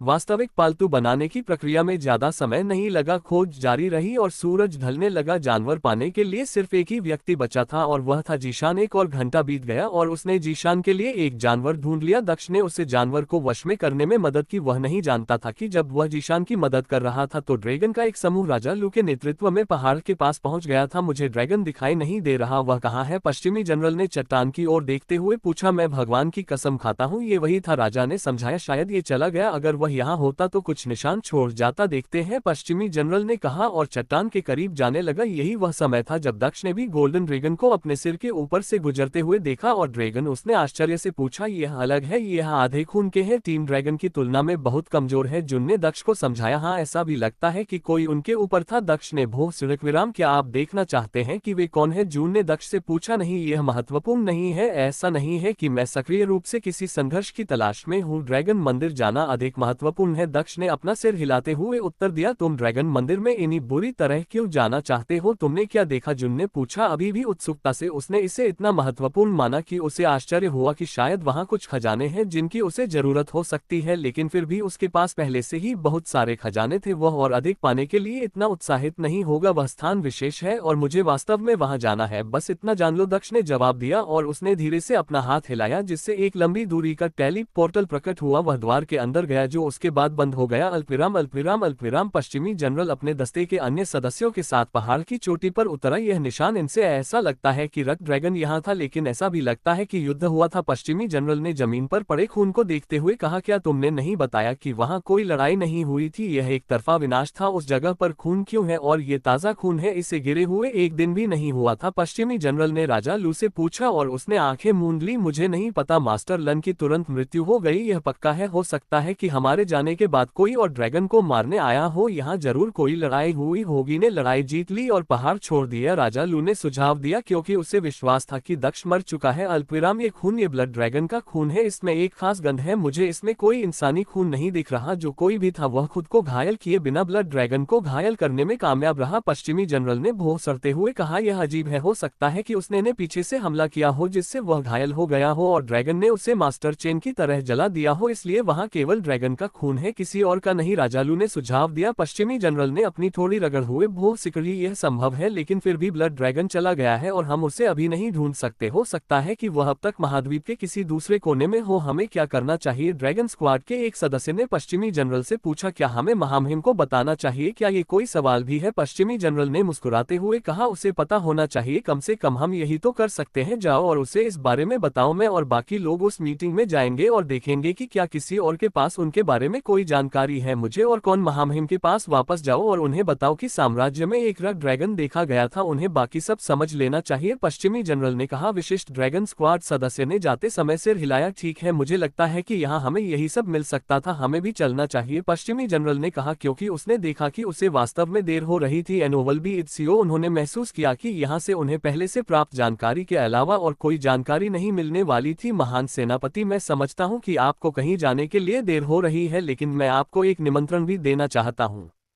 जब आप अगली बार हमारे राज्य से गुजरे तो कृपया हमारे महल में रुके ताकि हम आपका स्वागत कर सके। राजा लू ने पश्चिमी सेनापति से कहा और भविष्य में उन्हें आमंत्रित किया। हम इस बारे में सोचेंगे, पश्चिमी जनरल ने सहजता से कहा। जब वह और उसके दस्ते के बाकी सदस्य अपने सुनहरे ड्रैगन पर सवार हुए, वे पहाड़ से प्रस्थान करते हुए राजा को भी पहाड़ पर ही छोड़ गए। उत्तरी साम्राज्य की ओर आगे बढ़े जहाँ बैठक होने वाली थी। अल्पविराम अल्पविराम अल्पविराम अल्पविराम अल्पविराम। दक्ष ने पोर्टल से बाहर निकलकर एक अलग जगह पर कदम रखा जहाँ से वह पहले भी गुजरा था। उसने सांप सम्राट को बड़ा होने का आदेश दिया और उस पर बैठ गया। अब हमारा काम पूरा हो गया है, चलो ड्रैगन किंगडम के लिए चले। दक्ष ने सांप सम्राट से कहा, मुझे पता है कि तुम इस भगवान का इतना सम्मान करते हो कि तुम मुझे भगवान समझते हो, लेकिन मुझे इससे ज्यादा की जरूरत है। मैं यहाँ का निवासी नहीं हूँ जो ये जान सकूं कि कहाँ क्या है। स्नैक मोनाक ने व्यंग्यात्मक लहजे में कहा। उसे नहीं पता था कि ड्रैगन मंदिर कहाँ है, क्योंकि उसे ब्लड ड्रैगन की याददाश्त विरासत में नहीं मिली थी। उत्तर की ओर जाओ, ड्रैगन मंदिर उत्तरी साम्राज्य में है, संत राजा के सबसे बड़े दुश्मन का घर। दक्ष ने सांप सम्राट से कहा और एक निश्चित दिशा की ओर इशारा किया। ये बहुत बेहतर है, लेकिन मत भूलना मैं भविष्य में एक सर्प सम्राट मंदिर चाहता हूँ जब तुम इसे बनाने में सक्षम होगे। सर्प सम्राट ने दक्ष से कहा और उड़ना शुरू कर दिया। सिर्फ तुम्हारे लिए नहीं, एक दिन मैं सबके लिए एक मंदिर बनाऊंगा। वह दिन जब मैं दुनिया के सबसे ऊंचे सिंहासन पर बैठूंगा, वह दिन जब कोई भी मुझे धमकी नहीं दे पाएगा। दक्ष ने भविष्य की ओर देखते हुए कहा, यह एक अच्छा लक्ष्य है, मैं इसका समर्थन करता हूँ, लेकिन मेरा मंदिर दूसरों से बड़ा होना चाहिए। आखिरकार मैं ही प्रमुख हूँ। स्नैक मोनक ने अपनी पूरी गति से उड़ते हुए कहा, मैं इस बारे में सोचूंगा, अब मुझे परेशान मत करो, मैं सिर्फ अपने दिल को ठीक करने पर ध्यान देना चाहता हूँ। यात्रा में 15 दिन लगेंगे, ये पूरी तरह से ठीक होने के लिए काफी होना चाहिए। दक्ष ने कहा, जब तुम उड़ो तो सभी शहरों से बचने की कोशिश करो और जब तुम्हें कोई समस्या दिखे तभी मुझे जगाओ। ये कहते हुए दक्ष ने अपनी आंखें बंद कर ली और वह ध्यान में खो गया। इस समय सांप सम्राट और पश्चिमी जनरल दोनों एक ही दिशा में उड़ रहे थे। बात बस इतनी सी थी कि पश्चिमी जनरल दक्ष से बहुत आगे था, इतना आगे कि सांप सम्राट गोल्डन ड्रैगनस को देख भी नहीं पाया। दूरी और भी बढ़ गई क्योंकि पश्चिमी जनरल सीधे उड़ रहा था, जबकि सर्प सम्राट को शहरों से बचने के लिए कुछ चक्कर लगाने पड़े। पूरी यात्रा के दौरान दक्ष ने अपनी आंखें नहीं खोली और सांप सम्राट को भी उसे जगाने की जरूरत महसूस नहीं हुई। वास्तविक दुनिया में दक्ष ने अपनी आंख बंद रखी, पशु क्षेत्र के अंदर रग ड्रैगन ने अपनी आंखें खोल दी। उसे एहसास हो गया कि क्या हुआ था, लेकिन फिर भी उसे यह नई जगह आकर्षक लगी। वह उन सभी नए जानवरों को देख सकता था जिन्हें उसने पहले नहीं देखा था, लेकिन वह शत्रुतापूर्ण नहीं था क्योंकि वह समझ गया था कि क्या हुआ था। वह वैसे भी समय को उलट नहीं सकता था, वह बस इतना ही कर सकता था कि अब उसे अपने नए जीवन के साथ समायोजन करना था। अल्पविराम एक सप्ताह बीतने के बाद आखिरकार दक्ष अपने ध्यान से बाहर आया और देखने लगा कि वे कहाँ हैं और चीजों की जांच करने लगा। जैसे ही उसने अपनी आंखें खोली उसे एहसास हुआ कि वे जंगल के ऊपर से उड़ रहे थे। उसने दिशा जानने के लिए सूरज की ओर देखा। अच्छा लगता है, हम रास्ते पर हैं, हम हैं, लेकिन मुझे शहरों से बचने के लिए इतने सारे रास्ते बदलने पड़े कि मुझे लगता है कि हमें वहां पहुंचने में 2 दिन और लग गए। हमें वहां पहुंचने में जितना समय लगा था उससे ज्यादा समय लग गया। हमारे रास्ते में इतने सारे शहर क्यों हैं? क्या वे कहीं और शहर नहीं बना सकते? मेरा कीमती समय बर्बाद हो रहा है। स्नैक मोनाक ने शिकायत करते हुए कहा, तुम सही हो, इसमें वाकई बहुत समय लग रहा है। इतनी लंबी यात्रा के बाद तुम भी थक गए होगे, लेकिन इससे मुझे भी अपने दिल को ठीक करने के लिए और समय मिल जाएगा। दक्ष ने सिर हिलाते हुए सांप सम्राट से कहा, लेकिन अगर तुम थक गए हो तो तुम रुक सकते हो। मैं ब्लड ड्रैगन को बाहर लाऊंगा, ये तेज भी होगा और तुम उसे दिशाएं बता सकते हो ताकि वह मेरी जरूरत के बिना प्रभावी ढंग से आगे बढ़ सके। तो तुम्हारे लिए कौन सा विकल्प बेहतर है? जहां तक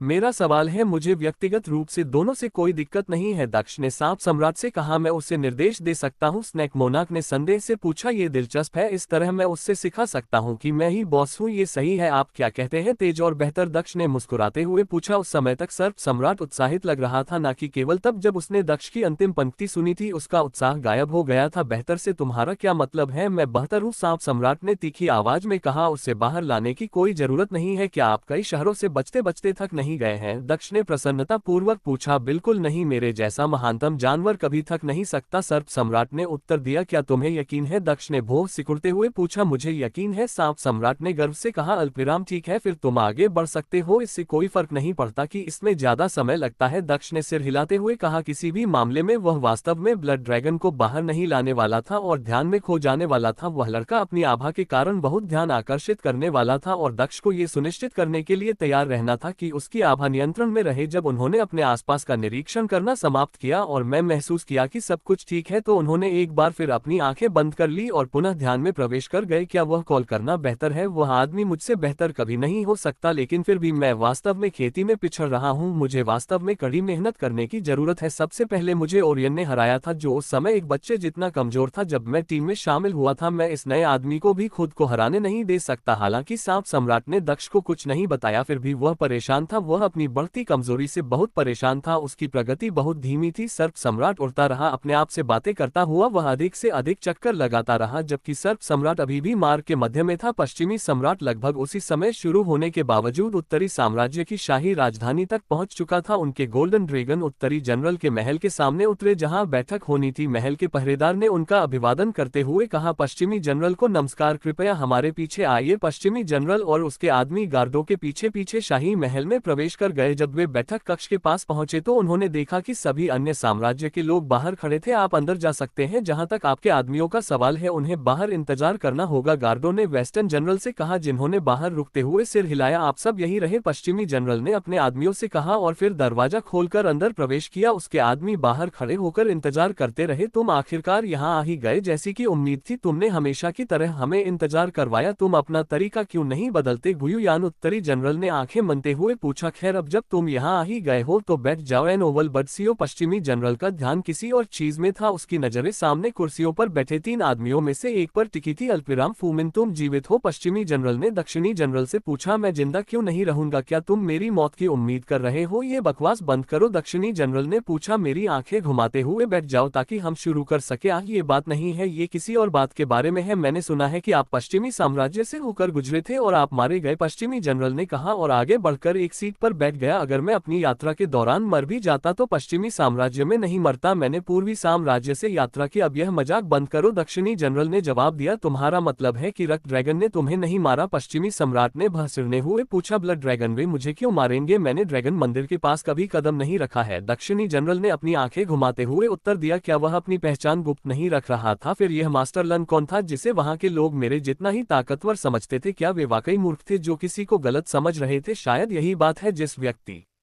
से वे मिले होंगे वह हमसे कमजोर होगा लेकिन उनसे ज्यादा ताकतवर होगा, ऐसा उन्होंने मान लिया। कितने बेवकूफ लोग हैं। उनके आत्मविश्वास ने मुझे भी बेवकूफ बना दिया। कितना परेशान करने वाला है। पश्चिमी सेनापति गहरी सोच में पड़ गया और उसने सारा दोष राजा लू पर डाल दिया। यही कारण है कि उस व्यक्ति को लड़ाई शुरू करने से पहले ही ड्रैगन ने इतनी आसानी से मार डाला। उसने धीरे से कहा, क्या मैं पूछ सकता हूँ कि आप ड्रैगन के बारे में क्यों बात करते रहते हैं? उत्तरी जनरल ने भौं सिकुड़ते हुए पूछा। उसने कुछ अजीब बात नोटिस की थी। क्या तुम सचमुच इसके बारे में नहीं जानते? जानते? पश्चिमी जनरल ने भौं सकोड़ते हुए पूछा। हम क्या नहीं जानते? उत्तरी जनरल ने पूछा। ड्रैगन मंदिर आपके उत्तरी साम्राज्य में है, इसलिए मुझे लगा कि आपको इसके बारे में पता होगा। पश्चिमी जनरल ने कहा, मुझे लगता है कि वहाँ कुछ महत्वपूर्ण हुआ है। वैसे भी वह अकेले जांच नहीं कर सकता था क्योंकि उस जगह पर उत्तरी साम्राज्य का अधिकार क्षेत्र था, इसलिए समन्वय के साथ प्रवेश करना बेहतर था। क्या तुम्हारा मतलब है कि वहाँ कुछ हुआ था? तुम्हें क्या पता है जो हमें नहीं पता? उत्तरी जनरल ने फिर पूछा। अभी भी समझ में नहीं आ रहा था। हाल ही में पश्चिमी साम्राज्य में एक रक्त ड्रैगन देखा गया था। पश्चिमी जनरल ने एक रहस्य उद्घाटन का धमाका करते हुए कहा, यह आदमी आज सचमुच पागल हो गया है, ये बकवास कर रहा है। पहले तो इसने कहा कि मुझे ब्लड ड्रैगन ने मारा है और अब ये कह रहा है कि ब्लड ड्रैगन प्रकट हुआ था। ना तो मैं कभी पश्चिमी साम्राज्य में था, ना ही ब्लड ड्रैगन होगा। वह या तो सपना देख रहा है, हमें मूर्ख बनाने की कोशिश कर रहा है। दक्षिणी जनरल ने कहा, मैं इनमें से कुछ भी नहीं कर रहा हूँ, मैं सच कह रहा हूँ। मैंने अभी सुना है कि एक शक्तिशाली साधक था जिसे ड्रैगन ने मार डाला। लोगों ने कहा कि साधक लगभग मेरे जितना ही शक्तिशाली था, इसलिए मैंने सोचा कि वह तुम ही थे जो मर गए, क्योंकि हम में से केवल तुम ही वहां से जा सकते थे। पश्चिमी सेनापति ने भौं सिकते हुए कहा, अब मुझे पता चल गया है कि मैं ही उस व्यक्ति की पहचान के बारे में गलतफहमी कर रहा था, लेकिन ये सच है। मैंने खुद निशानों की जांच की है। ऐसा लगता है कि यह ब्लड ड्रैगन का काम है, इसलिए हमें इस बैठक को छोड़कर यह जांच करनी चाहिए कि यह किस बारे में था। उन्होंने आगे कहा, यदि आप सभी को अब भी मुझ पर संदेह है तो आप स्वयं आकर जांच कर सकते हैं। क्या आपको यकीन है कि यह ब्लड ड्रैगन का काम लग रहा है? क्यों? क्योंकि यह बहुत ही असंभव है कि उन्होंने ड्रैगन मंदिर छोड़ा हो। उत्तरी जनरल ने आंखें मनते हुए पूछा, मुझे इस बात का पूरा यकीन है। पश्चिमी जनरल ने शांतिपूर्वक उत्तर दिया, उस पर विश्वास मत करो, उसने भी यही मान लिया था कि मैं ही मर गया हूं और हम सब जानते हैं कि वह कितना गलत था। मुझे संदेह है कि हम उसके अनुमान पर भरोसा कर सकते हैं। दक्षिणी जनरल ने कहा, उसे अभी भी उस पर भरोसा नहीं था। आओ, क्या तुम्हें सचमुच इतना संदेहास्पद होना चाहिए? पश्चिमी जनरल ने भौं सिकोड़ हुए पूछा। मुझ पर नहीं तो और किसे शक होगा? दक्षिणी जनरल ने फिर भी हार ना मानते हुए जवाब दिया, क्या तुमने अपनी आंखों से रक्त ड्रैगन देखा है? पूर्वी जनरल ने भी बीच में बोलते हुए पूछा। पश्चिमी जनरल ने अपना सिर हिलाया, तो क्या ये कोई अन्य जानवर नहीं हो सकता जो रक्त ड्रैगन के समान निशान छोड़ सकता है? पूर्व जनरल ने बहे सिकुड़ते हुए पूछा, कोई दूसरा जानवर जो आग भी उगल सकता है? पश्चिमी जनरल ने व्यंग्यात्मक लहजे में पूछा। मुझे मत बताओ कि वहाँ के लोगों ने तुम्हें ये बताया। वही लोग जिन्होंने वहाँ हमारे जैसे शक्तिशाली व्यक्ति को देखा था, वे मूर्ख हैं, ये सिद्ध हो चुका है। दक्षिणी जनरल ने आंखें घुमाते हुए कहा, अल्पविराम, चलो क्या हम उस बात को भूल सकते हैं? पश्चिमी जनरल ने चिते हुए पूछा। दक्षिणी जनरल अब एक बच्चे की तरह व्यवहार कर रहा था। उसने एक बात पकड़ ली थी और वह उसे जाने नहीं दे रहा था। नहीं, मैं नहीं कर सकता, क्योंकि इस बात से यह साबित हो गया कि वे झूठ बोल रहे थे। हमसे ज्यादा ताकतवर सिर्फ 4 सम्राट हैं और मुझे यकीन है कि उनमें से कोई भी वहां नहीं था। दक्षिणी जनरल ने फिर कहा, ठीक है, अभी यह बहुत परेशान करने वाला है, मैं इस बेवक से अब बात भी नहीं करना चाहता। पश्चिमी जनरल ने खड़े होकर मेज पर अपनी मुट्ठी पटक हुए कहा, मैं आप दोनों से बात कर रहा हूं। जो समझदार है, यह एक रक्त ड्रैगन था। ये किसी कारण से ड्रैगन मंदिर से चला गया है, जिसका मतलब है कि कुछ बदल रहा है।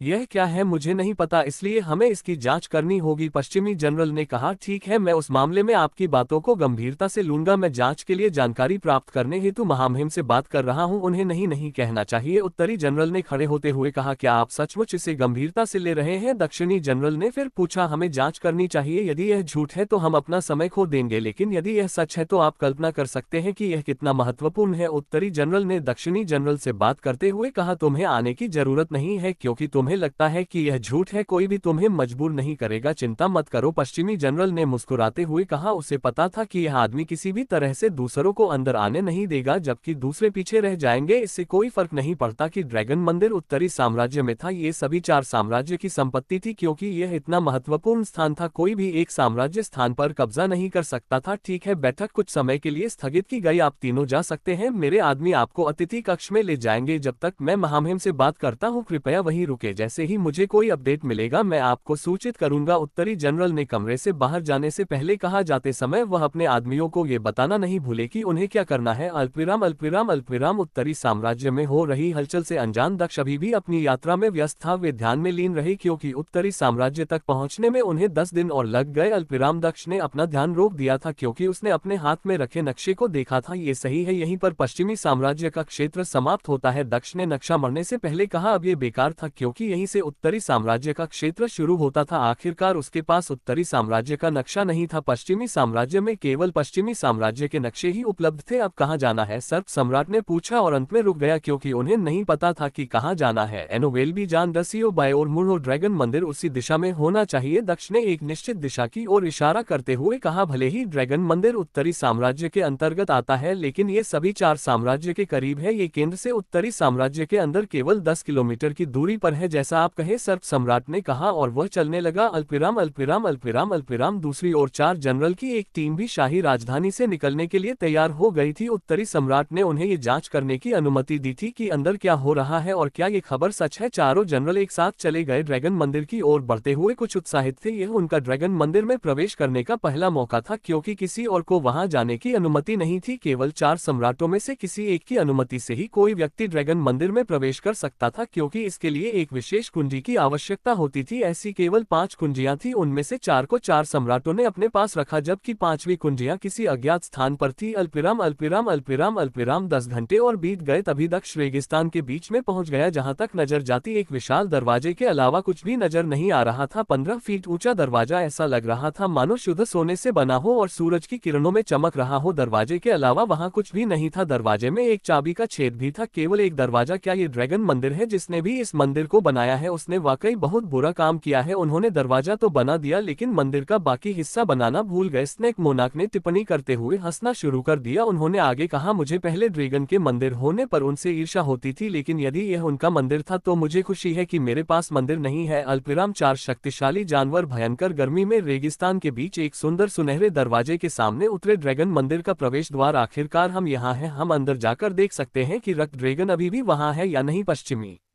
जनरल ने मुस्कुराते हुए कहा, दरवाजा सचमुच बहुत सुंदर है, मुझे कहना ही पड़ेगा। पूर्वी जनरल ने दरवाजे पर लगे सुंदर चिन्हों को देखते हुए कहा, बेशक ये वाकई बहुत खूबसूरत है, इससे पहले सम्राट ने बनाया था जब मानवता अमर दुनिया में बस रही थी। उत्तरी जनरल ने टिप्पणी की, उसने ड्रैगन मंदिर के प्रवेश द्वार को देखा और यहाँ एक प्रवेश द्वार बनाया ताकि कोई भी इंसान उन्हें परेशान न कर सके। ये सही है, उसने भी केवल 5 चाबियां बनाई हैं, न एक अपने लिए और 4 अपने बेटों के लिए। मुझे कहना होगा वह वास्तव में चतुर था। अगर उसने ऐसा नहीं किया होता तो बहुत से लोग जाने में प्रवेश कर जाते और ब्लड ड्रैगन्स को परेशान कर देते। पश्चिमी जनरल ने कहा। उन्होंने आगे कहा, उन्होंने गेट को एक विशेष संरचना के साथ चिन्हित किया है ताकि यह ब्लड ड्रैगन्स का विरोध न करे। ये केवल अन्य प्रजातियों को ब्लड ड्रैगन्स के कीमती स्थान के अंदर कदम रखने से रोकने के लिए था। यही कारण है कि वह ब्लड ड्रैगन्स के सबसे करीब थे। हाँ, उसकी मौत के बाद ही चीजें बिगड़ने लगी और इंसानों और ब्लड ड्रैगन्स के बीच संबंध खराब हो गए। तभी ये दरवाजे हमेशा के लिए बंद हो गए और ब्लड ड्रैगन्स का बाहर आना बंद हो गया। नॉर्डन जनरल ने कहा। उन्होंने आगे कहा, वह दिन जब दोनों पक्षों ने आपस में बातचीत बंद कर दी उसके बाद कभी कभार ही कोई सम्राट ड्रैगन मंदिर में प्रवेश करता था। 4 सम्राटों के पद अंतिम एकमात्र सम्राट द्वारा निर्धारित किए जाने के बाद उसने चारों को एक एक चाबी दे दी जबकि अंतिम चाबी उसने अपने पास रख ली। दुर्भाग्य से सम्राट अब अंदर जाने में रुचि नहीं दिखा रहे हैं। हम वास्तव में भाग्यशाली है कि हमें यह अवसर मिला है, उस स्थान में प्रवेश कर रहे हैं जहां केवल महानतम सम्राट ही प्रवेश कर पाए हैं। पश्चिमी जनरल ने कहा। जब उसने उत्तरी जनरल को चाबी निकालते देखा उसने चाबी को चाबी के छेद में डाला और गेट खोल दिया। जैसे ही द्वार खुले एक विशेष द्वार प्रकट हुआ। उत्तरी जनरल ने चाबी बाहर निकाली लेकिन उसने उसे वापस नहीं रखा। नॉर्थ वेस्ट जनरल ने पीछे मुड़कर दूसरों को चेतावनी दी, हम अंदर जा सकते हैं लेकिन किसी को भी किसी भी चीज को छूना नहीं चाहिए। बस याद रखें हम केवल निरीक्षण के लिए वहां जा रहे हैं, इसके अलावा किसी और चीज की अनुमति नहीं है। हम जानते हैं यदि रक्त ड्रैगन वहां मौजूद है तो हमें उन्हें परेशान करने की अनुमति नहीं है, इसलिए चिंता मत करो, अन्य लोगों ने कहा और एक के बाद एक ड्रैगन मंदिर में प्रवेश करते हुए इस पर सहमति जताए। जैसे ही वे अंदर गए वे भी वहां के मनोरम दृश्य को देखकर आश्चर्यचकित हो गए। उन्होंने केवल सुना था कि यह एक सुंदर जगह है लेकिन अब उन्हें समझ में आया कि यह कितनी खूबसूरत जगह है। ये बहुत ही अद्भुत स्थान है, इन सभी खूबसूरत स्थानों को देखिए, यह बाहर से बहुत अच्छे लगते हैं, मैं कल्पना भी नहीं कर सकता कि वहाँ कितने खजाने होंगे। दक्षिणी जनरल ने अपना मुंह थोड़ा खोलते हुए कहा, इससे कोई फर्क नहीं पड़ता कि वहाँ कितने खजाने हैं, हमें किसी भी चीज को छूने की इजाजत नहीं है, इसे हमेशा याद रखें। भले ही आपको दुनिया को खत्म करने वाला खजाना दिख जाए, ये सभी खजाने पिछले सम्राट द्वारा ड्रैगन मंदिर को उपहार में दिए गए थे। उत्तरी सम्राट ने उन्हें फिर से चेतावनी देते हुए कहा, क्योंकि सम्राटों ने ये सुनिश्चित करने के लिए भी सावधानी बरती थी कि एक भी व्यक्ति उन खजानों को न ले जाए। अगर किसी मुक्त रक्त ड्रैगन के अलावा कोई भी उन्हें ले जाता तो प्रवेश द्वार बंद हो जाता और वह फिर कभी नहीं खुलता, हमारी चाबी बेकार हो जाती। उन्होंने आगे बताया, तो अपने लालच पर ठीक से नियंत्रण रखें। अरे मैं उन्हें लेने की बात नहीं कर रहा था, मैं तो बस ये कह रहा था कि यह जगह खजाने की खान है, यह नहीं कि हमें इसे ले लेना चाहिए। दक्षिणी जनरल ने अपना औचित्य बताया। समझाया यही बेहतर है, तो चलो पहली जगह से शुरू करते हैं। हम एक एक करके हर जगह से गुजरेंगे ये देखने के लिए कि यहाँ कुछ अजीब चल रहा है या नहीं। जैसे ही हमें अंदर ब्लड ड्रैगनस मिल जाएंगे हम चले जाएंगे, उत्तरी जनरल ने कहा, और वह पहली इमारत की ओर उड़ना शुरू कर दिया। बाकी लोग भी उसके पीछे चले गए। हालांकि वे सभी अलग अलग जगह खोज सकते थे, लेकिन उन्होंने एक साथ रहने का फैसला किया क्योंकि उनके बीच थोड़ा अविश्वास था। जहां तक दक्ष की बात है, वह पहले ही एक अलग इमारत की ओर जा चुका था। चारों जनरल ने उस पर बिल्कुल भी ध्यान नहीं दिया। अल्पविराम अल्पविराम अल्पविराम अल्पविराम। दक्ष उस विशाल द्वार के सामने खड़ा था जो 10 मीटर ऊंचा और इतना चौड़ा था कि उसमें से कर लोग एक साथ प्रवेश कर सकते थे। क्या यही वह स्थान है? सर्प सम्राट ने उसके पास उड़ते हुए उससे पूछा। ये सही है, ये वह स्थान है जो ड्रैगन के कब्रिस्तान की ओर जाता है। दक्ष ने उत्तर दिया। क्या हम कब्रिस्तान लूट रहे हैं? मुझे लगा कि हम यहाँ खजाने के लिए आए हैं। सांप सम्राट ने पूछा। चिंता मत करो, हम यहाँ किसी चीज के लिए आए हैं, लेकिन यह वास्तव में कोई खजाना नहीं है। दूसरी ओर यह किसी खजाने से कम भी नहीं है, यह ऐसी चीज है जिसे मुझे पाना ही होगा। दक्ष ने जवाब दिया। लेकिन तुम्हें तैयार रहना चाहिए, हमें अंदर बहुत सारे ड्रैगन से लड़ना होगा, यह आसान नहीं होगा। तुम्हारा मतलब है कि यह जगह ड्रैगन से भरी हुई है? वे बाकी जगहों के बजाय कब्रिस्तान में क्यों रहेंगे? यहाँ और भी बहुत सी जगह हैं यार। ड्रैगन अजीब है, स्नेक मोनाक ने आंखें घुमाते हुए कहा। मृत ड्रैगन कब्रिस्तान में नहीं तो कहाँ रहेंगे? दक्ष ने जवाब में पूछा। रुको, जब तुमने कहा कि हमें बहुत सारे ड्रैगन से लड़ना होगा तो क्या तुम्हारा मतलब मरे हुए ड्रैगन से था? सर्प सम्राट ने अविश्वास में पूछा। ये सही है, वे मर चुके हैं, लेकिन साथ ही वे हमें मारने के लिए बाहर आएंगे। हम ड्रैगन नहीं हैं, आखिरकार केवल ड्रैगन ही इस पवित्र स्थान के अंदर आ सकते हैं। दक्ष ने समझाया। तो फिर उस ड्रैगन को भेजो जिसे तुमने पाला है, उसे बताओ कि तुम क्या चाहते हो। सैकड़ों मरे हुए ड्रैगन से लड़ने की कोई जरूरत नहीं है, सांप सम्राट ने दृढ़ता से कहा। हा, क्या शक्तिशाली? सांप सम्राट डर गया है? दक्ष ने मुस्कुराते हुए पूछा। मैं कभी नहीं, बिल्कुल नहीं। सर्प सम्राट ने ऐसे कहा जैसे उसने अपने जीवन की सबसे बेतुकी बात सुन ली हो। कुछ मरे हुए ड्रैगन मुझे डराने के लिए पर्याप्त नहीं है, बस एक ड्रैगन भेजना आसान होगा। जब हम उसे भेज सकते हैं तो इतनी मेहनत क्यों करनी है? उन्होंने स्पष्ट किया। ठीक है बहादुर, हम ब्लड ड्रैगन को भी नहीं भेज सकते क्योंकि उस पर भी हमला होगा। केवल स्वतंत्र ड्रैगन को ही उस जगह पर स्वतंत्र रूप से प्रवेश करने की अनुमति है। एक पालतू ब्लड ड्रैगन का भी वैसा ही प्रभाव होगा जैसा उसके प्रवेश करने पर होता है, दक्ष ने समझाया। इसलिए हमें खुद ही प्रवेश करना होगा। क्यूई से कई शक्तिशाली तलवारें बनाई जाती रही जो कंकाल ड्रैगन पर हमला करती रही, लेकिन ड्रैगन की लहर कभी खत्म नहीं होती थी। चाहे दक्ष ने कितनी भी बार ड्रैगन को नष्ट किया हो, वे फिर से जीवित हो जाते थे और पहले से ज्यादा शक्तिशाली दिखाई देते थे। जैसे जैसे समय बीतता गया, ड्रैगन्स को नष्ट करना और भी मुश्किल होता गया। ड्रैगन्स की लहरें लगातार उसके करीब आती रही, इसलिए उसे खुद को बचाने के लिए कई बार टेलीप भी करना पड़ा। मुझे उम्मीद है कि वह जल्दी आएगा, अगर वह देर से आया तो मैं मुसीबत में पड़ जाऊंगा। दक्ष ने भोसुलेचन की ताकत देखनी पड़ेगी, लेकिन उसे कंकाल ड्रैगन के खिलाफ लड़ने के लिए तैयार करना जो शायद उसके पूर्वज है, ये जटिल है, दक्ष ने कहा और फिर से दूर टेलीप हो गया। राक्षसी कट, उसने दृढ़ता से कहा जब वह अपनी राजा की तलवार को काटते हुए दूर से दिखाई दिया। NoLBJNN राजा की तलवार से प्रकाश की एक रक्त लाल चाप निकली जो अराजक ऊर्जा से बने हमले की तरह आगे बढ़ी, जो अपने रास्ते में आने वाली किसी भी चीज को काटती रही, जिसमें ड्रैगन भी शामिल थे जो फिर से उसकी ओर उड़ रहे थे। एक ही हमले में 50 से अधिक कंकाल ड्रैगन मारे गए, लेकिन बाकी आधे अभी भी बचे थे जिन्होंने हमला किया, जबकि पहले आधे ने फिर से उपचार शुरू कर दिया। दक्ष ने अपना हाथ हिलाया और रक्त ड्रैगन को जानवर क्षेत्र से बाहर ले आया। छोटे दोस्त, मुझे तुम्हारी मदद की जरूरत पड़ेगी। मुझे पता है कि वे तुम्हारे पूर्वज हैं, लेकिन वे तुम्हें मारना भी चाहेंगे। हमें उन्हें थोड़ी देर के लिए रोकना होगा। क्या तुम तैयार हो? उसने ब्लड ड्रैगन से पूछा जो अपनी जगह पर हैरान था। वह अपने चारों ओर ड्रैगन मंदिर की परिचित ऊर्जा को महसूस कर सकता था। दहाड़, एक शक्तिशाली दहाड़ गूंज उठी क्योंकि रक्त ड्रैगन दक्ष की मांगों से सहमत होता दिख रहा था। उसने अपनी ओर आ रहे कंकाल ड्रैगन को देखा और अपना मुंह चौड़ा करके अपनी ओर आ रहे कंकालों पर नरक की आग दागनी शुरू कर दी। चूंकि कंकाल ड्रैगन वास्तव में मर चुके थे, वे रक्त ड्रैगन से कमजोर थे जो अभी भी जीवित था और अपने चरम पर था। रक्त ड्रैगन ने प्रत्येक कंकाल ड्रैगन को अपनी आग से निगलते हुए देखकर आग रोक दी, लेकिन जैसे ही लपटें गायब हो गई सभी को एहसास हुआ कि